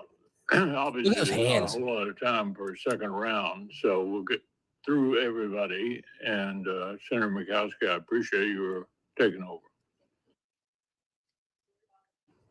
Thank you. Secretary Hegseth, Chairman Kane, thank you for being here today. Today is the first time either of you are... And somebody else had to take over for him. Are you boomers awake? This isn't an insult to your intellect? This is allowed to you? This is okay. Alex, this is why everybody in our age group believes people his age need to take a driving test before getting their license renewed. Exactly. And what's the test for, I don't know, representing a district of 10 million people? Is that different? A 6-point turn. I mean, it's literally Austin Powers where he's stuck in the hallway like perpendicularly and he's just yeah, if you find yourself in that situation, you can't represent us. Yeah. Or drive. No, dude, this is like when Ted Cruz first came into Congress 7-8 years ago and was like, hey, we should have term limits. That conversation is different than this. This is like theft, criminality, this is Alex, let's be honest. Murder of democracy. There should be like you could be 50 years old, fit body, you look good, your mind's not good. Yeah, that's what it is. It's competency more than term limit or age limit. It's you have to be competent to do this. The problem is this guy is physically limited. I think his brain tissue is also part of the physical effect here. I mean, everything. Didn't he have like a stroke standing up? Yeah. Within the last year. Dude, there was an interview. There was somebody trying to press him in like the hallway of the Capitol, and he just collapsed. Yeah. And it's just like, wait. Here's let me play. A man needs to go back in his shell. Let me play a little devil's advocate here. What if you faked it? What if he just knew he could? Guy knows he knows his playbook. You know what I mean? Like that's part of the playbook. Mitch McConnell, why'd you steal $10 million? You know what I mean? You know what I mean? It worked. You gotta play the your guy's part. He's still in the committees. I could totally see Trump doing that. Oh, it's gonna start. No, I really don't think his ego would allow that. No, because let's be honest, if that happened, there will be enough of Congress that will want to enact the 25th Amendment. And have just look at the last guy.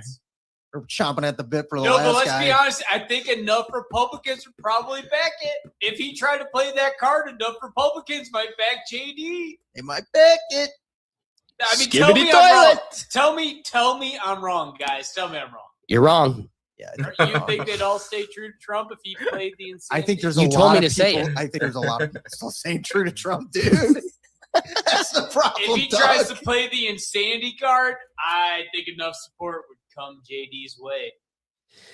So, with all that being said, you're seeing the true Republicans that Trump's willing to protect. But let me show you why Thomas Massie isn't one of them. Just a couple clips here. I got two. Okay, I actually got three of them. Here is Massie on a recent podcast calling out RFK Jr., where the both of them shared a lot of policies and they were kind of working with each other in protecting farms, protecting the food chain. And it is ironic that RFK Jr.'s entire career wrote books about it, is at war over Fauci over it, and he's built this whole persona as being anti-vax. And yet Thomas Massie points out a very key point where he's got the power to make that effect. Like he can do it right now. So start asking yourself why he's not. SD right now, Thomas Massie, because this whole hantavirus thing now is ramping up. It's everywhere. It's all over the headlines. And it feels exactly like 2020, when they ramped up the coronavirus and had all the headlines. And what freaks me out is that everything that they did to us, every part of the infrastructure that they used to lock us down and coerce, jab us, and do all these horrible things is still in place. Every bit of it, despite electing Trump, despite even RFK. I mean, RFK, by the way, as head of HHS, could unilaterally just end the emergency authorization. He can do it. And I guess my question is, like, how do we move? How do we do it? He could and should do it, but as soon as he ends that, he probably ends his own job. So it's true. Yeah, they would. Somebody, Susie Wiles, would probably go in there and yank him out. Oh yes, she would. Oh yes, she would. So but what do we need to do from the outside? Yeah, go ahead. Yeah, I appreciate the constraints that are on him. By the way, don't forget they tried to bring out the bird flu. They've tried to bring out monkeypox. They tried to bring out murder hornets.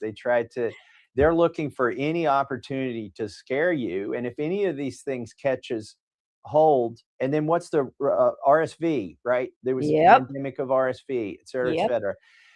They would just love to use this PrEP Act to kick in some more immunity and some more things. And now it's the hantavirus. I saw a meme. I love memes, by the way. Me too. Because the left can't meme. And then also the goons who are coming after me can't meme either.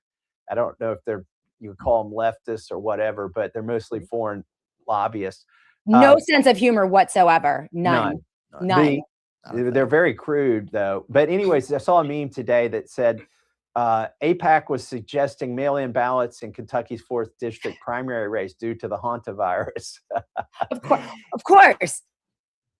So I just like the point where he's like, RFK could totally make a quick question before we get into that, though. Has she interviewed Mike Vrabel before?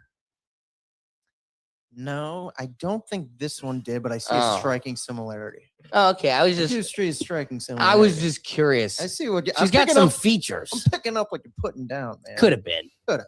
Can I ask a question though before you finish your point? Since last week, was it last week you talked about the hantavirus, or was it the week before? 2 weeks. 2 weeks ago. I've barely seen that. Yeah, it was just enough to distract us. Okay. What did I call it? I called it cruise ship chaos, because it's just so ironic that this little display and show happened at the same time as 14 Disney cruise members being caught up in sexually promiscuous scandals with kids. Yeah, all of a sudden. And that wasn't a purported. So if you Googled cruise ship, what did you get? Not Disney. And then it just went away, like you said. I was thinking of that. I was like, man, we haven't seen anybody tweeting about that lately. But I do like how God's chosen people are like, that cruise ship on the other side of the rock, mail-in ballots again. And they're like, no. And they're like, all right, well, we're still going to do it. No. Well, thanks for listening. Well, actually, we've already got 20,000 on the way. You're like, oh, wait, they said no. Oh. No is it's not even a suggestion to those people. No is just like a slow down, the yellow slow down signs. It's just a yellow light. When the speed limit's 50 and you got the sign that says, we suggest you go 35, and you're like, buzz off, bitch. I'm in a Challenger and this turn's fine. Buzz off, I'm Paul Walker. That's God's chosen people when they're like, hey, you're actually not allowed to do that. They're like, I slow down for nobody. Yeah, Alex, I bet in a higher SUV though, you gotta. I do. The Bronco does not have the thanks. So keeping it moving, Thomas Massey was also on Tucker Carlson recently, and it was a great interview. Good times that were had. But one of the interesting parts, especially as now he's going to be phased out of this political role, he brings up to Tucker how the R's and the D's are all on one same side, and it's against you. You have one of the most liberal Democrats in the House, Jamie Raskin of Maryland. You have one of the most conservative Republicans in the House, Jim Jordan of Ohio. But they're on the same side on spying on Americans? For at least 45 days, they're on the same side. Well, how could Jim Jordan, this ferociously conservative freedom guy, acting shocked, be in favor of... Dude, can we just take a minute and go acknowledge, like, SNL has killed it with their Tucker Carlson impression. Yes. Like can you believe that somebody like Jim Jordan, who is he not the most conservative, vicious man and he's voting with Republican. I can't even, or he's voting with the Democrats. I can't even do it as well as they are. Yeah. And it's like Tucker's more in SNL than ever because they've got this one guy that nails it. Yes. I had to make that acknowledgement. Think of who it is. Like, it's some new guy, but the clips are great. Like he's doing such a good job. And part of it, you want to look at, like, I've always wondered that. Like if you had 50 million people that knew who you were, 100,000 people are watching this every night. Yes. You become a public figure. What would the impression, like I've wondered, what would the impression of me look like? Right, like the public persona rather exactly. than How do you cartoonize me? Yes. And so you look at Tucker and it's like, is that natural? And somebody's just jesting? He's just playing a bit. Or are you the jester and that's what makes it able to be characterized? Right. It's a curious thing, especially when they're all some compromised stage. What do you got for me, Ricky?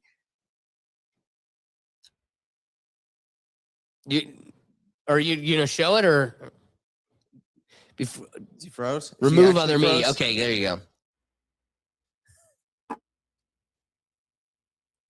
I don't know. He came too early. Oh, of course.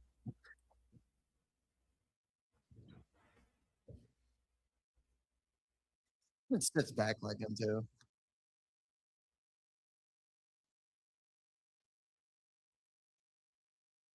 That's the guy.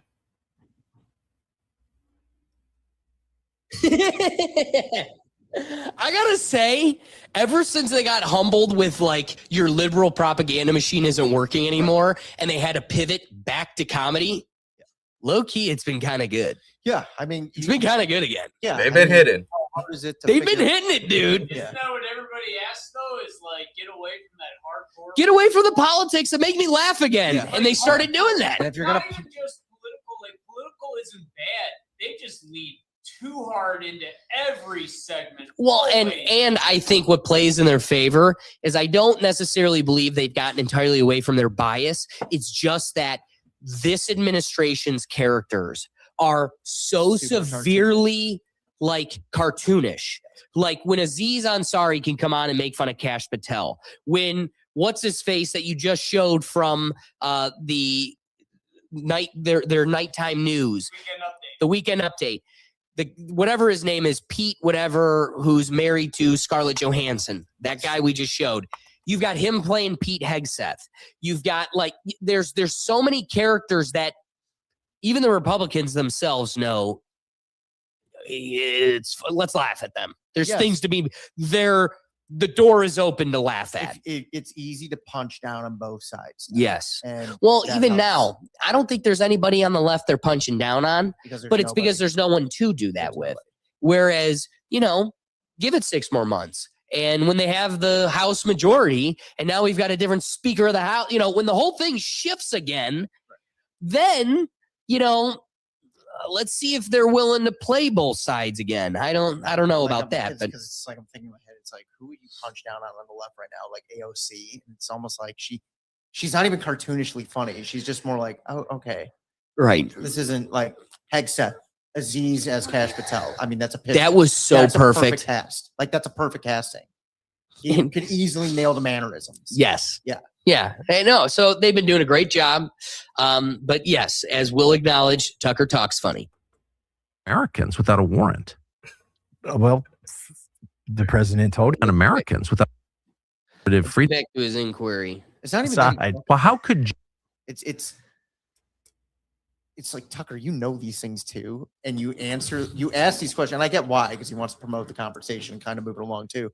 But well, let's be real. How many times do you guys make a dumb reference to a TV show I've seen? I ask you why, because we're talking where at least 100% of the people have not seen the show, which makes it a difficult reference, which means now I got to make you guys explain it. Because so that's what he's doing is he knows, but he's also trying to report. So I need it to be laid out for the public because I already know it all, but they need to be spoon-fed. Jim Jordan, this ferociously conservative freedom guy, be in favor of spying on Americans without a warrant? Goofy. Well, the president told him to. Yeah, but that's like a core. That's a core. It's always issue. been a core. Then Tim Burchett. He's a good guy. He's a good guy. He's a little goofy. Could do things better, but he's a good guy. He does good things. Big guy. Big guy. SpongeBob. He's a good guy. Okay. Core issue of his, and in the debate of his specifically. Correct.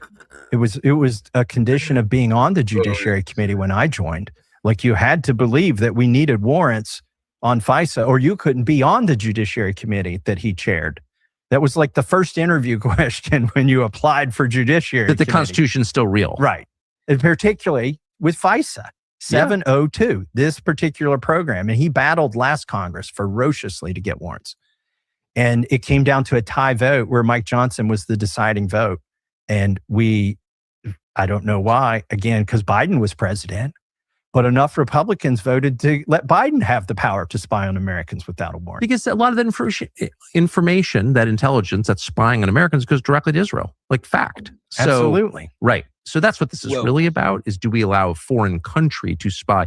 Does our government make it easier for a foreign country to spy on Americans? It's like the ultimate betrayal. Another fact, when X decided to show you where accounts were based, where they were set up and where they were operated from, the DHS account showed Israel, that it was set up. The U.S. Department of Homeland Security's X account was set up using an IP address from Israel, using an Android app purchased in Israel. And that doesn't trouble people. Like, there should be an investigation over why, when the DHS set up its Twitter account, it was set up in Israel. Now, they claim, if you ask Brock about this, he'll walk around the bush with you. Oh, of course. I just love Elon. For those that don't recall this moment, Elon Musk goes transparency. I want you to know what's bots, and when you're talking to real Americans, what we're going to do is disclose the location of every account. And they do it. And then the Homeland Security Twitter account is coming from Tel Aviv. And they were like, all right, we're going to hide that real quick. That one's peculiar. A little, yeah. That might explain one or two of the $20 million paid against Thomas Massey. I don't like to believe in coincidences, but that being said, I want to put a little pin before we pivot the rest of this Thomas Massey dialogue. We got one third. We got one little chunk left, and we're going to get right through it. But Ricky, I do want to take a little pause in the dialogue, get your thoughts on some stuff. Can you believe the Cavs are winning right now? So it's 74-62 as the show's been going on. You know, we're coming to you from Cleveland, Ohio. So of course we've got the Cavs game in the background. But there was a very peculiar thing that came from this weekend, and I'm curious if any of you guys caught this. We had the finals of the game series where the Cleveland Cavaliers were playing the Detroit Pistons in Game 7, and yet, ironically, before the game kicked off, there was this advertisement for the first game against the Knicks. I don't know, peculiar. Let me know what you think. Oh, Ricky, you're messing with him. So here's a guy recording his TV for the Pistons game and an advertisement for Sunday, 3:30. This was Game 6. Is this before tip-off? Yeah. Yeah, it was before tip-off, and I loved it because it spoke it in life and whooped their ass. You couldn't even say ref interfered, the ass whooping they got. Okay? Sure, but this doesn't make you think there's a little bit of a script? I think they have both the shit pre-recorded, and some idiot probably that I could believe. Now, Ricky, I think someone messed up. Yeah. Doug. Is this someone messed up. What we're trying to evaluate here is what's the mess up.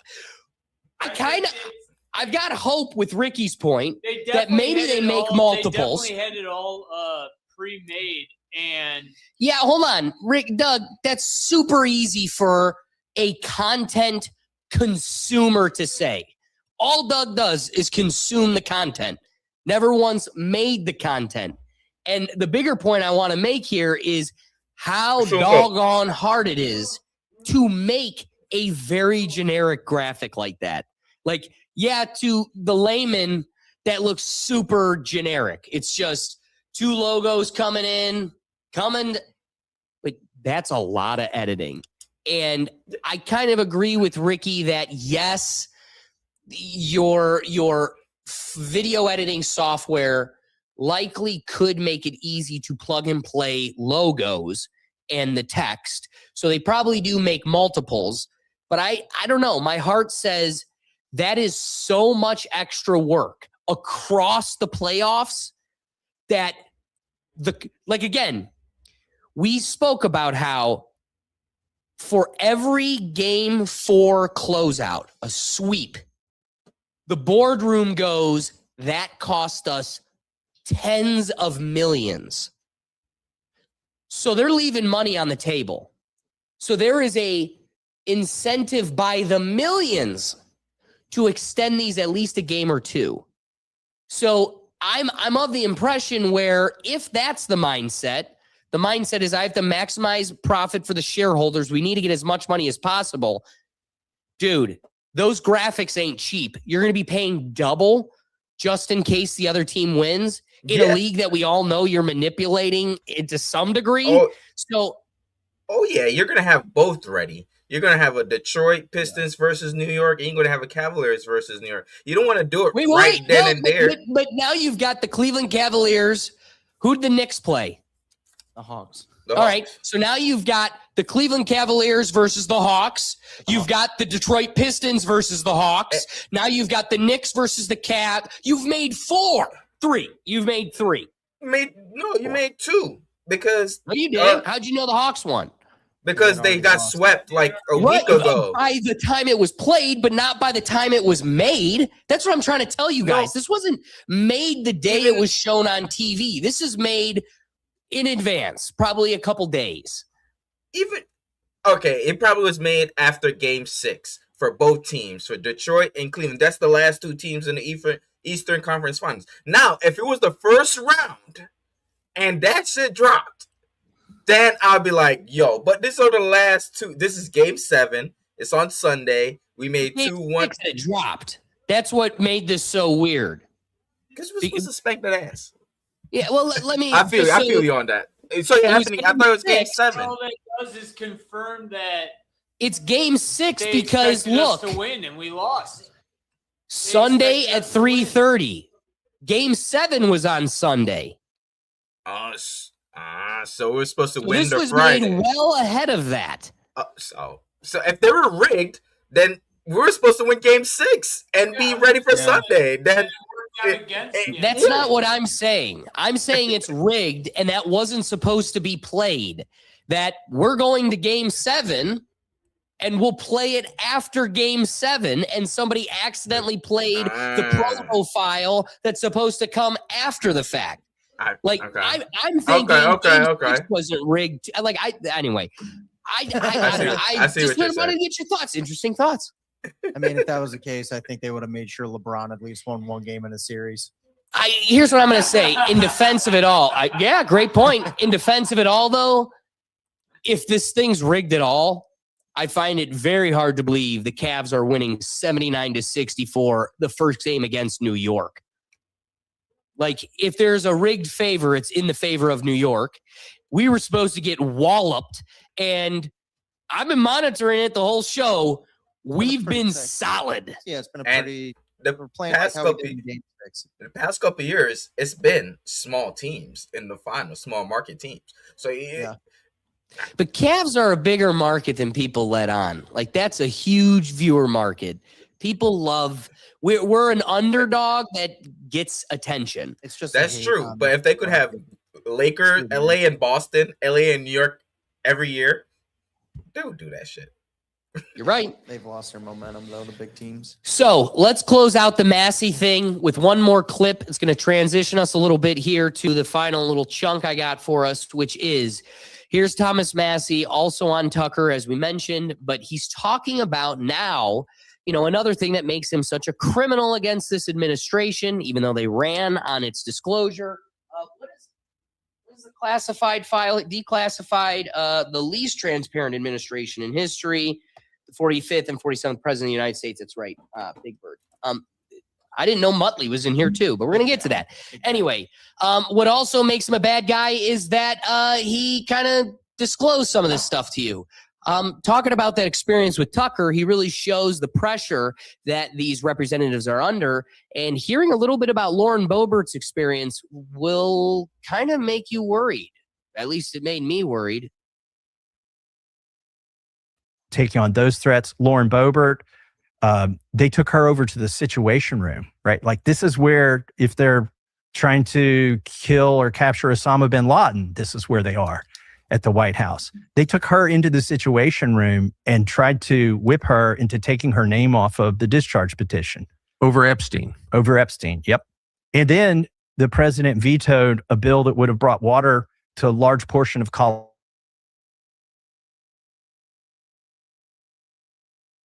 Point, it's not just about Lauren Boebert. Why are people in Colorado deprived of water? Because their representative wants to expose a sex trafficking ring.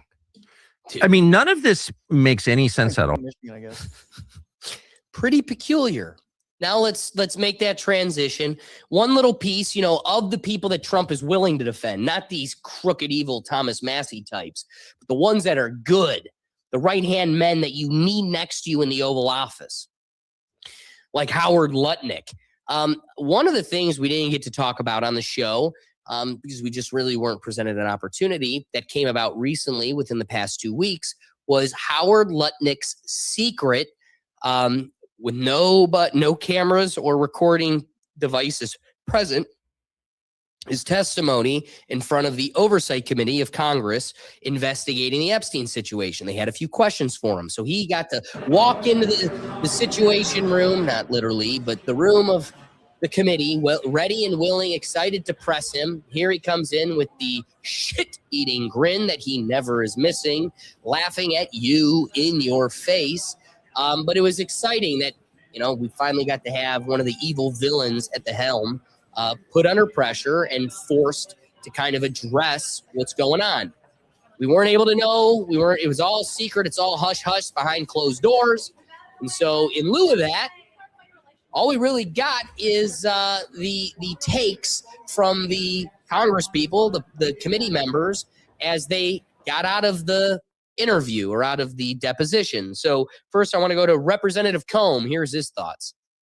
Secretary Lutnick's credibility undermined here for having said publicly he cut ties in 2005, and the Epstein files show that as recently as 2018, he was in email correspondence with Epstein. What I've seen, we're going to ask him all these questions, and we'll let the American people judge. Republican from Kentucky, mind you. Whether the credibility was damaged or not. At the end of the day, I haven't seen wrongdoing in the email correspondence, but he wasn't 100% truthful with whether he or not he had been on the island. So we'll see, and we'll obviously release the transcripts, and everyone can see for themselves. So the transcripts will say everything. Let me release them. Oh, wait, but they're never going to release them. What I did find even more interesting is here's Representative Suhas Subramayam, and he really went at him. Should resign. That was absolutely mind-boggling what we just heard in the room. He was evasive, nervous, he was dishonest. He would not admit to lying, which he clearly did in the podcast. He said he was never in the room with Jeffrey Epstein ever again after the first time he met him. Yet he then admitted that he was in the room with Jeffrey Epstein. I had to ask him whether he and I were in the same room just now, because I couldn't understand his meaning of we were in the same room together. And then he said that Jeffrey Epstein was a sick man, that he would never want to be in the room with him again. Yet he was in the room with him again when he visited his island where Jeffrey Epstein raped women, underage women, and he brought his kids and his friends with him to that island when he met with Jeffrey Epstein. He said he never met with Jeffrey Epstein again socially, yet he admits that that was a social visit to his island. And so he was clearly being dishonest. He was clearly being evasive. And finally, he doesn't remember why he went to Jeffrey Epstein's island, which is also mind-boggling. He somehow forgot. You know what? I forgot. He might be my favorite liar. He just forgets everything. remembers going to the island after pictures surfaced of him being at the island, but he doesn't remember why he went to the island. And we had the emails. That's why we found out he was at the island. This is absolutely absurd, and he should resign. So the last clip I have from us is Ro Khanna, who's kind of at the helm of this whole thing with Thomas Massie. This is the committee coming out right as they come out of the session, and here are the thoughts fresh off the press.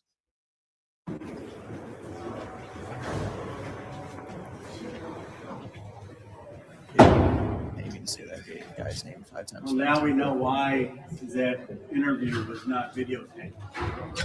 If Donald Trump had seen the video transcript, he would have fired Howard Lutnick. It was really embarrassing.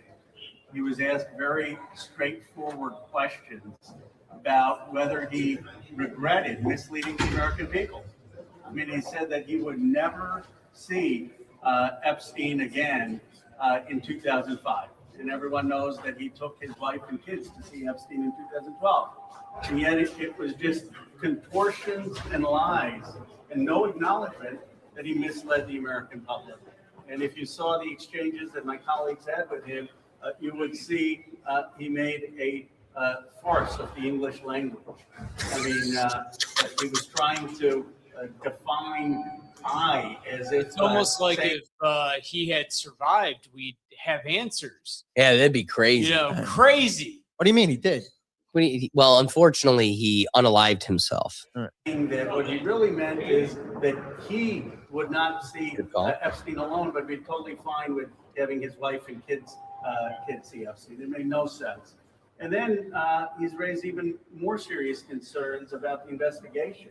He originally had said that Epstein engaged in blackmail and recorded videotapes. Now he's saying, well, he was wrong. He was just speculating, and Epstein actually didn't engage in blackmailing. This raises the question of what the cover-up is. Did someone tell him to say that? I've not heard that that Epstein never engaged in blackmail. Why is Howard Lutnick changing his testimony, changing his story? He's lost all credibility. And really, it's a shame that the American people don't get to see what he did there. Well, it's interesting that Ro Khanna's out here saying, you know, if Trump even saw what he did in his committee, he'd fire him. But with all those things being considered, one of the last pieces, this is my closing point on Howard Lutnick. We need, moving forward, we need to start calling this guy Mudley. That's who he is. He is the new Mudley. Laughing in your face. And if you don't know who Mudley is, for the young Gen Zers or the millennials who forgot, here's our Mudley in the White House.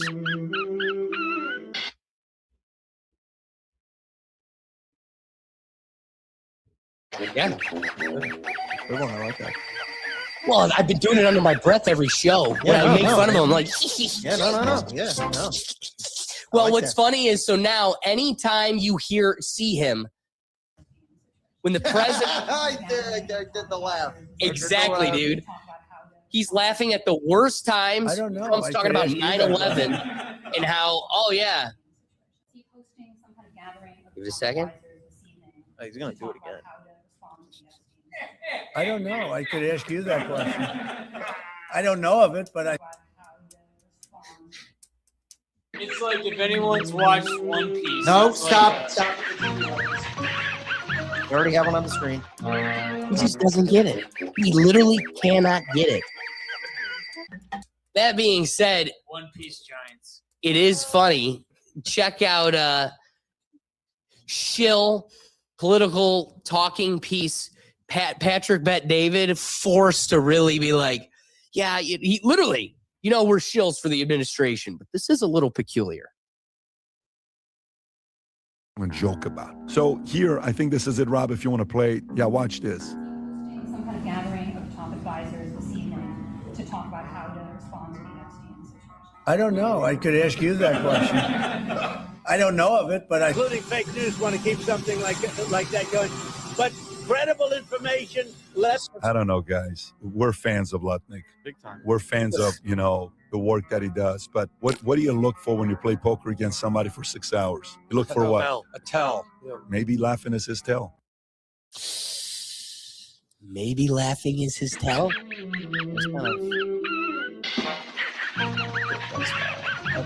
Dude, this is Trump's handler. His Israeli handler.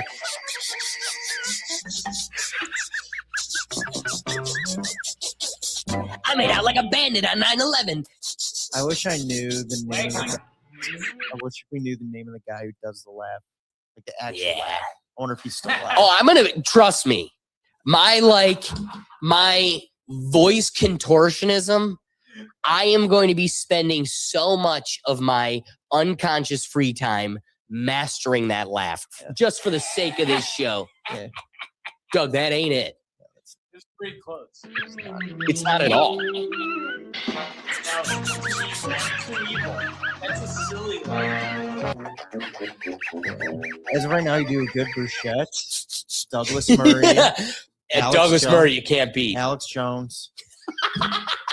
You got some good ones. I gotta get a Lutnick laugh you got in some here. Good ones, and then you'll bring out the random like Mexican or like Italian mobster where it doesn't fit at all, but it kind of does fit. It just kind of, it's funny. The takeaway is we're calling Lutnick Muttley from here on out. I'm good with that. Yes. That is who this is. Trump's handler, Muttley. Oh, I love it. You just got to practice that in the mirror a few times. Yeah, I'll get it. I'll get it. Trust me. That being said, we got through the Lutnick stuff just a little. We're on the Epstein stuff.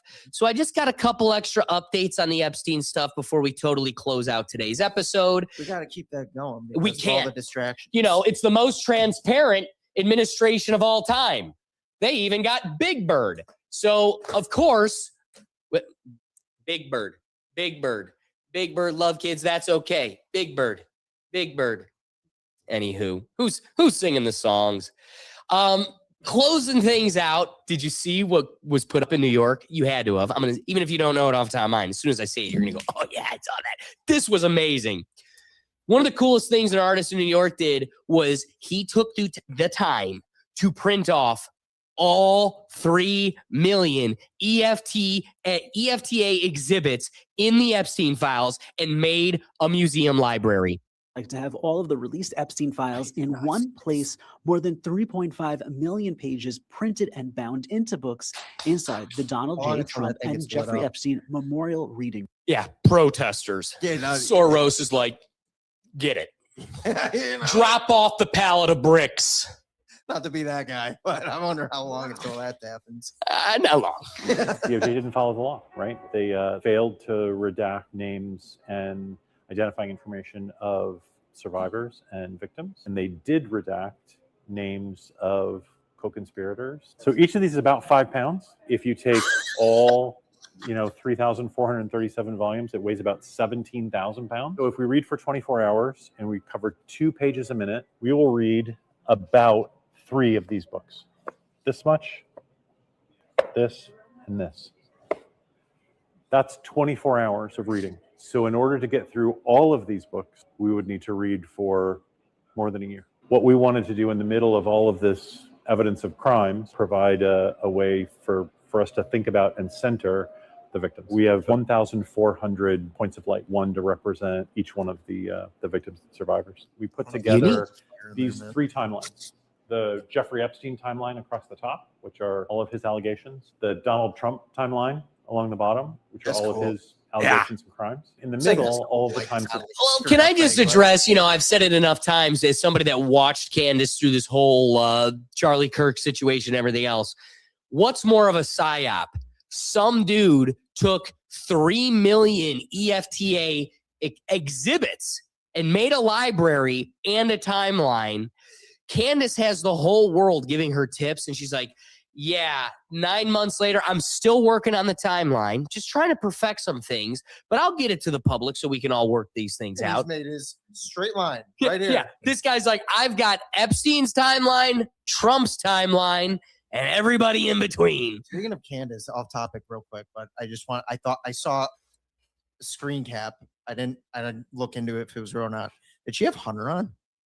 That's coming up this week. Okay, so that was Yep. I couldn't Well, tell here if that was- I'll give you some comments on that too, but first I just want to finish out the museum. They here. were together. I think what you see here is that these two men lived remarkably similar lives, which makes sense because they were friends for decades. The difference is one of them died in prison and the other one is the president of the United States. What we hope for and what we hope to advocate for is to have not only all of the files released, but also to have them properly redacted so that it doesn't expose the names of victims or survivors, and also unredact the names of witnesses and perpetrators and co-conspirators, so that there is true perpetrators, transparency. co-conspirators, they all get to be redacted, but the victims themselves have at it. That sounds like the American way. So closing things out, the voice that I think carries the perspective and the goal of the Rethink Tank, but actually achieves the audience and the scale we could only dream of. Somebody I opine to be like is Jimmy Dore. This guy is a moderate reporter who's just spitting facts and why it's tough for even his show to get off the ground. But he did a great job finding some pretty solid evidence. Doug, what point did you flirt with earlier today that maybe Jeffrey Epstein is still alive? Shocking development in the Okay, Jeffrey Doug, Epstein thanks. saga. So there's been a shocking development in the Jeffrey Epstein saga, and it's almost conclusive proof. It's as close to conclusive proof, I guess, as we can ever get that he's not dead. Jeffrey Epstein had his prostate removed. And how do we know? Because it's in the Epstein files. Here it is. You have high testosterone and still have a need for Viagra because you don't have a prostate, right? Jeffrey Epstein. Correct. So he didn't have a prostate. Here's another one. A patient, Epstein, Jeffrey. This is from LabCorp. This is in the files. It says after radical prostatectomy. So he had a radical prostatectomy. This is from the autopsy of Jeffrey Epstein. His bladder had 5 milliliters of cloudy yellow urine. The prostate is slightly and diffusely enlarged with marked enlargement of the vermilabitanum. The testes are unremarkable. Boy, you don't want to hear that about your testes, do you? Grok, is it possible to grow a replacement prostate? Grok says no. It's currently not possible to grow a full replacement prostate. Grok, it currently is not. I like how it sounded surprised when he heard that too. Like, oh my God, seriously? So in short, what do we get from that? The autopsy disclosed good rectum. And then Jimmy Dore's like, he doesn't have one. Alex, Peculiar. what I got is in Grok we trust. Yay, there we go. That's a slogan. Doug said he's willing to make him president. Grok for president. Oh, But geez. the Patriots Grok. Oh. Patriots Grok. Not the Browns Grok. Not the Browns Grok. He's also getting interviewed by that Vrabel girl. Anywho. Last bit of news coming from the week, and then we're going to close it out with some fun. Short, I promise. But one last little piece that came from the week is Elon Musk. I'm on Air Force One on my way to China. It's like, who let the Asperger's kid in the back of the bus? He's like, woo! We're going to China. And then I don't know if you saw them all coming off the plane, but they all look super dignitary, like they're all in their suits. And, the militia escorting them and everything else. And then big boy baby in the back, like, I'm on vacation. You know he'd get off of it and he'd be like, oh, yeah. Dab. I dabbed. Did you see that, President? You see that? Yeah. We saw it. You dabbed. Pulls that cool stuff. Trump pulls out his keys and starts.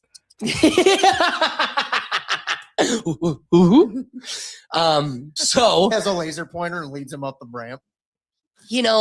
It's just peculiar how in this American government, the logic is not consistent. That's fair to say. Never has been. Fair to say it never will be. But the logic is not consistent. When you start criticizing the manipulation of a foreign government and our allegiance to them over ourselves, people go, what the is wrong with you? This is our greatest ally. This is of all the allies, this is the greatest. We care about our allies. If we don't stand up and protect our allies, that means nothing. And we're in a war against China. Did you forget that? We're in a race against China. We need to be united, and we need to be in defense of our allies, unless China gets hungry for Taiwan. Otherwise, I guess Trump doesn't have much to say for our allies. Push the button. Taiwan. China. Not defend, but supply defense. Should be. You go over to China. China. I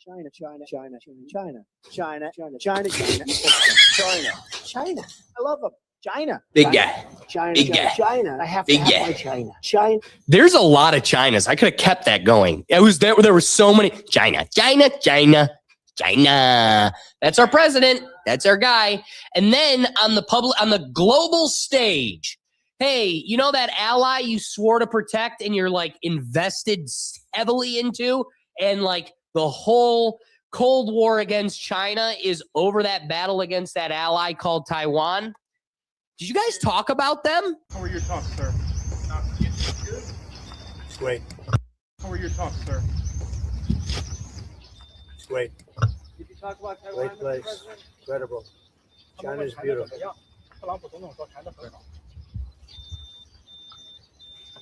you talk about Taiwan, Mr. President? You should think. Thank you. Thank you very much. Mr. President, did you talk about Taiwan? Thank you, press. 3 times. For a guy that's got a quip about everything, he's always got a comment. He didn't have a comment in the defense of one of our great allies. You think it's because he was in China, though? No, I think it's because they're not the greatest ally. They're a great one, but not the greatest. And it is because he was in China. And it was because they definitely talked about Taiwan. Yeah. And there definitely was some understanding developed in that room. Taiwan creates, 70% of our processing chips. Let's not forget that, people. Doug, I'm going to go out on a limb and say I think the president remembered that.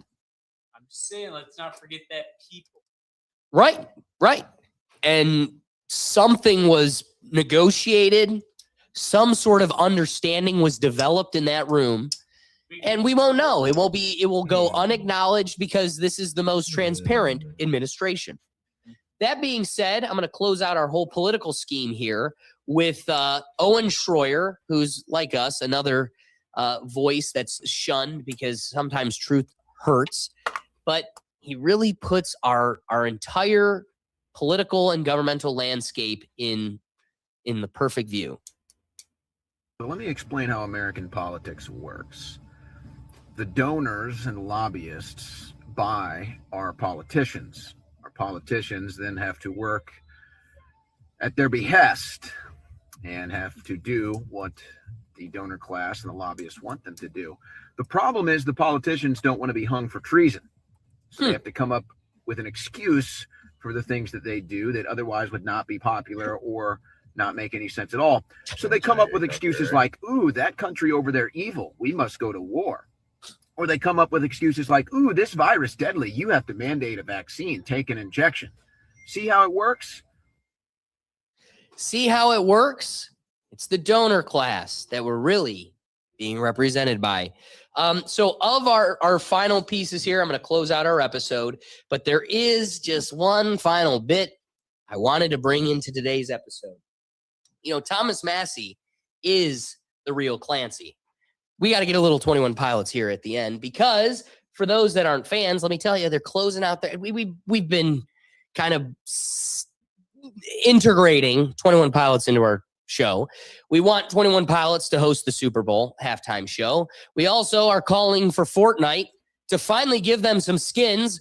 So we've been peddling the hashtags, hashtag 21 Pilots Fortnite skins, hashtag 21 Pilots Super Bowl LIX or whatever.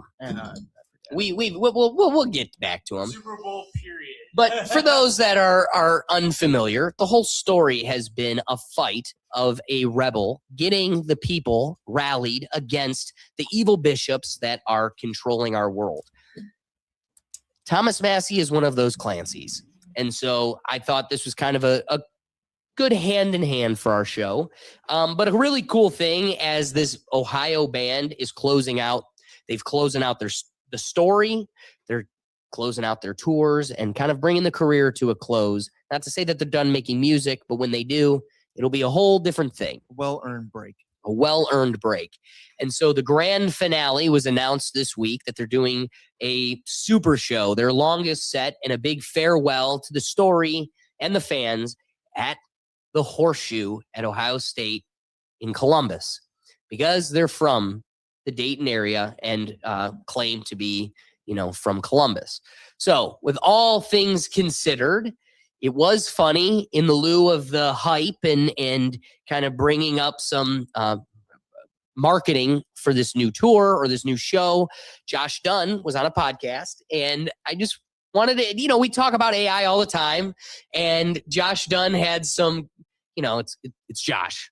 So it's very surface level, but he had some comments about AI just in general, but also in art and in music.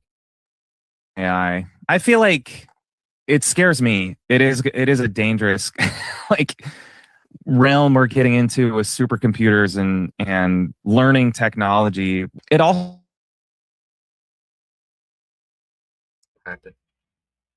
a lot of real benefit or real good that can be done with it.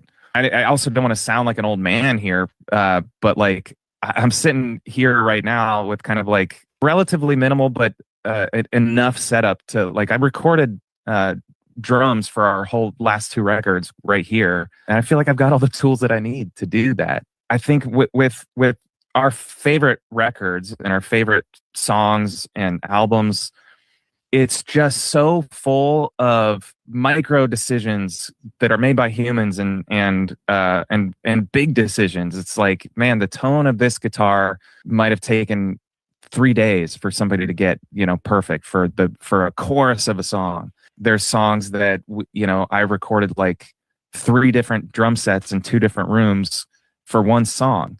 And there's something about the human element of these the decisions made, and also human performance. Tyler playing the keys, singing into a mic, me playing the drums, and being intentional about the softer hits and the harder hits. There's just something that I feel like can't be replicated by AI as much as they listen to songs and extract data and stuff. I think, again, we're kind of in an unknown space with that, and I guess there are tools that could be used, but we haven't used any of them for our music. So nothing too new, nothing too profound, but the interesting takeaway from that is sometimes what makes perfection is the process. Yeah. Working it, then reworking it, adjusting it, and adapting. Whereas AI doesn't do that. That isn't a part of the algorithm. That isn't a part of the process. You give it a prompt, it gives you the answer. That's the first and final draft. You could continue to work it, but that also means you're continuing to pump in prompts that you're guiding its and steering its changes and adaptations. Whereas what we're really learning, what makes great art, what makes the great experience is the constant process of reworking it. And that really, when you're forcing AI to do that with prompts, you're really just taking AI through the human experience. And I guess really the takeaway is that a major piece of that is the human experience. All right, closing out the episode. We're pretty much done here. I just want the final say, 21 Pilots, the Clancy situation, Thomas Massey's out, Trump sucks, Lutnick sucks him, the whole thing's crazy, and Joe Rogan is a clown. Not the Heyoka, but definitely a well-paid, overpaid, sacred clown. Closing it all out, though, the profile name is Pissed Magistus, and I've seen him before. Just a TikToker, another content creator, but in a world where it's up to you to disarm the bishops, it's up to you to take Dima back, it's up to you to take your country back, your city back, whatever. Here's some good food for thought.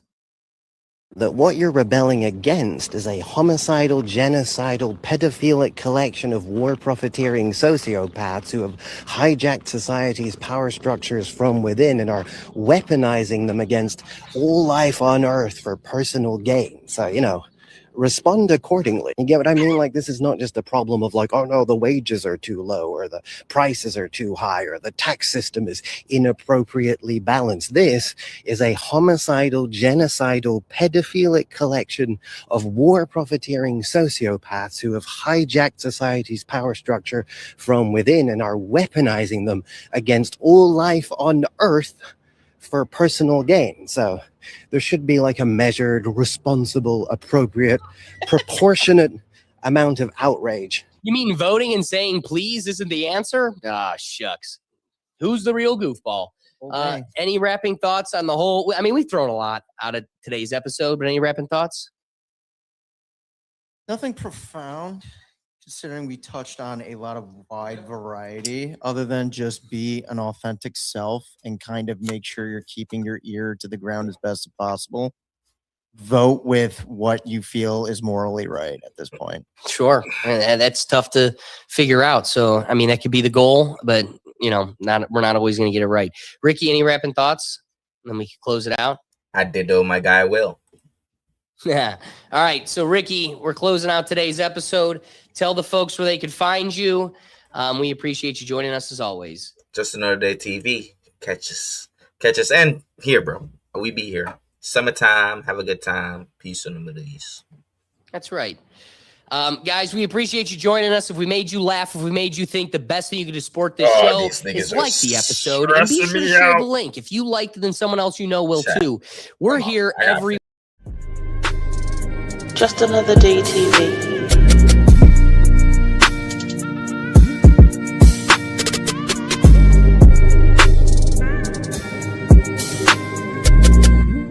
Just Another Day TV.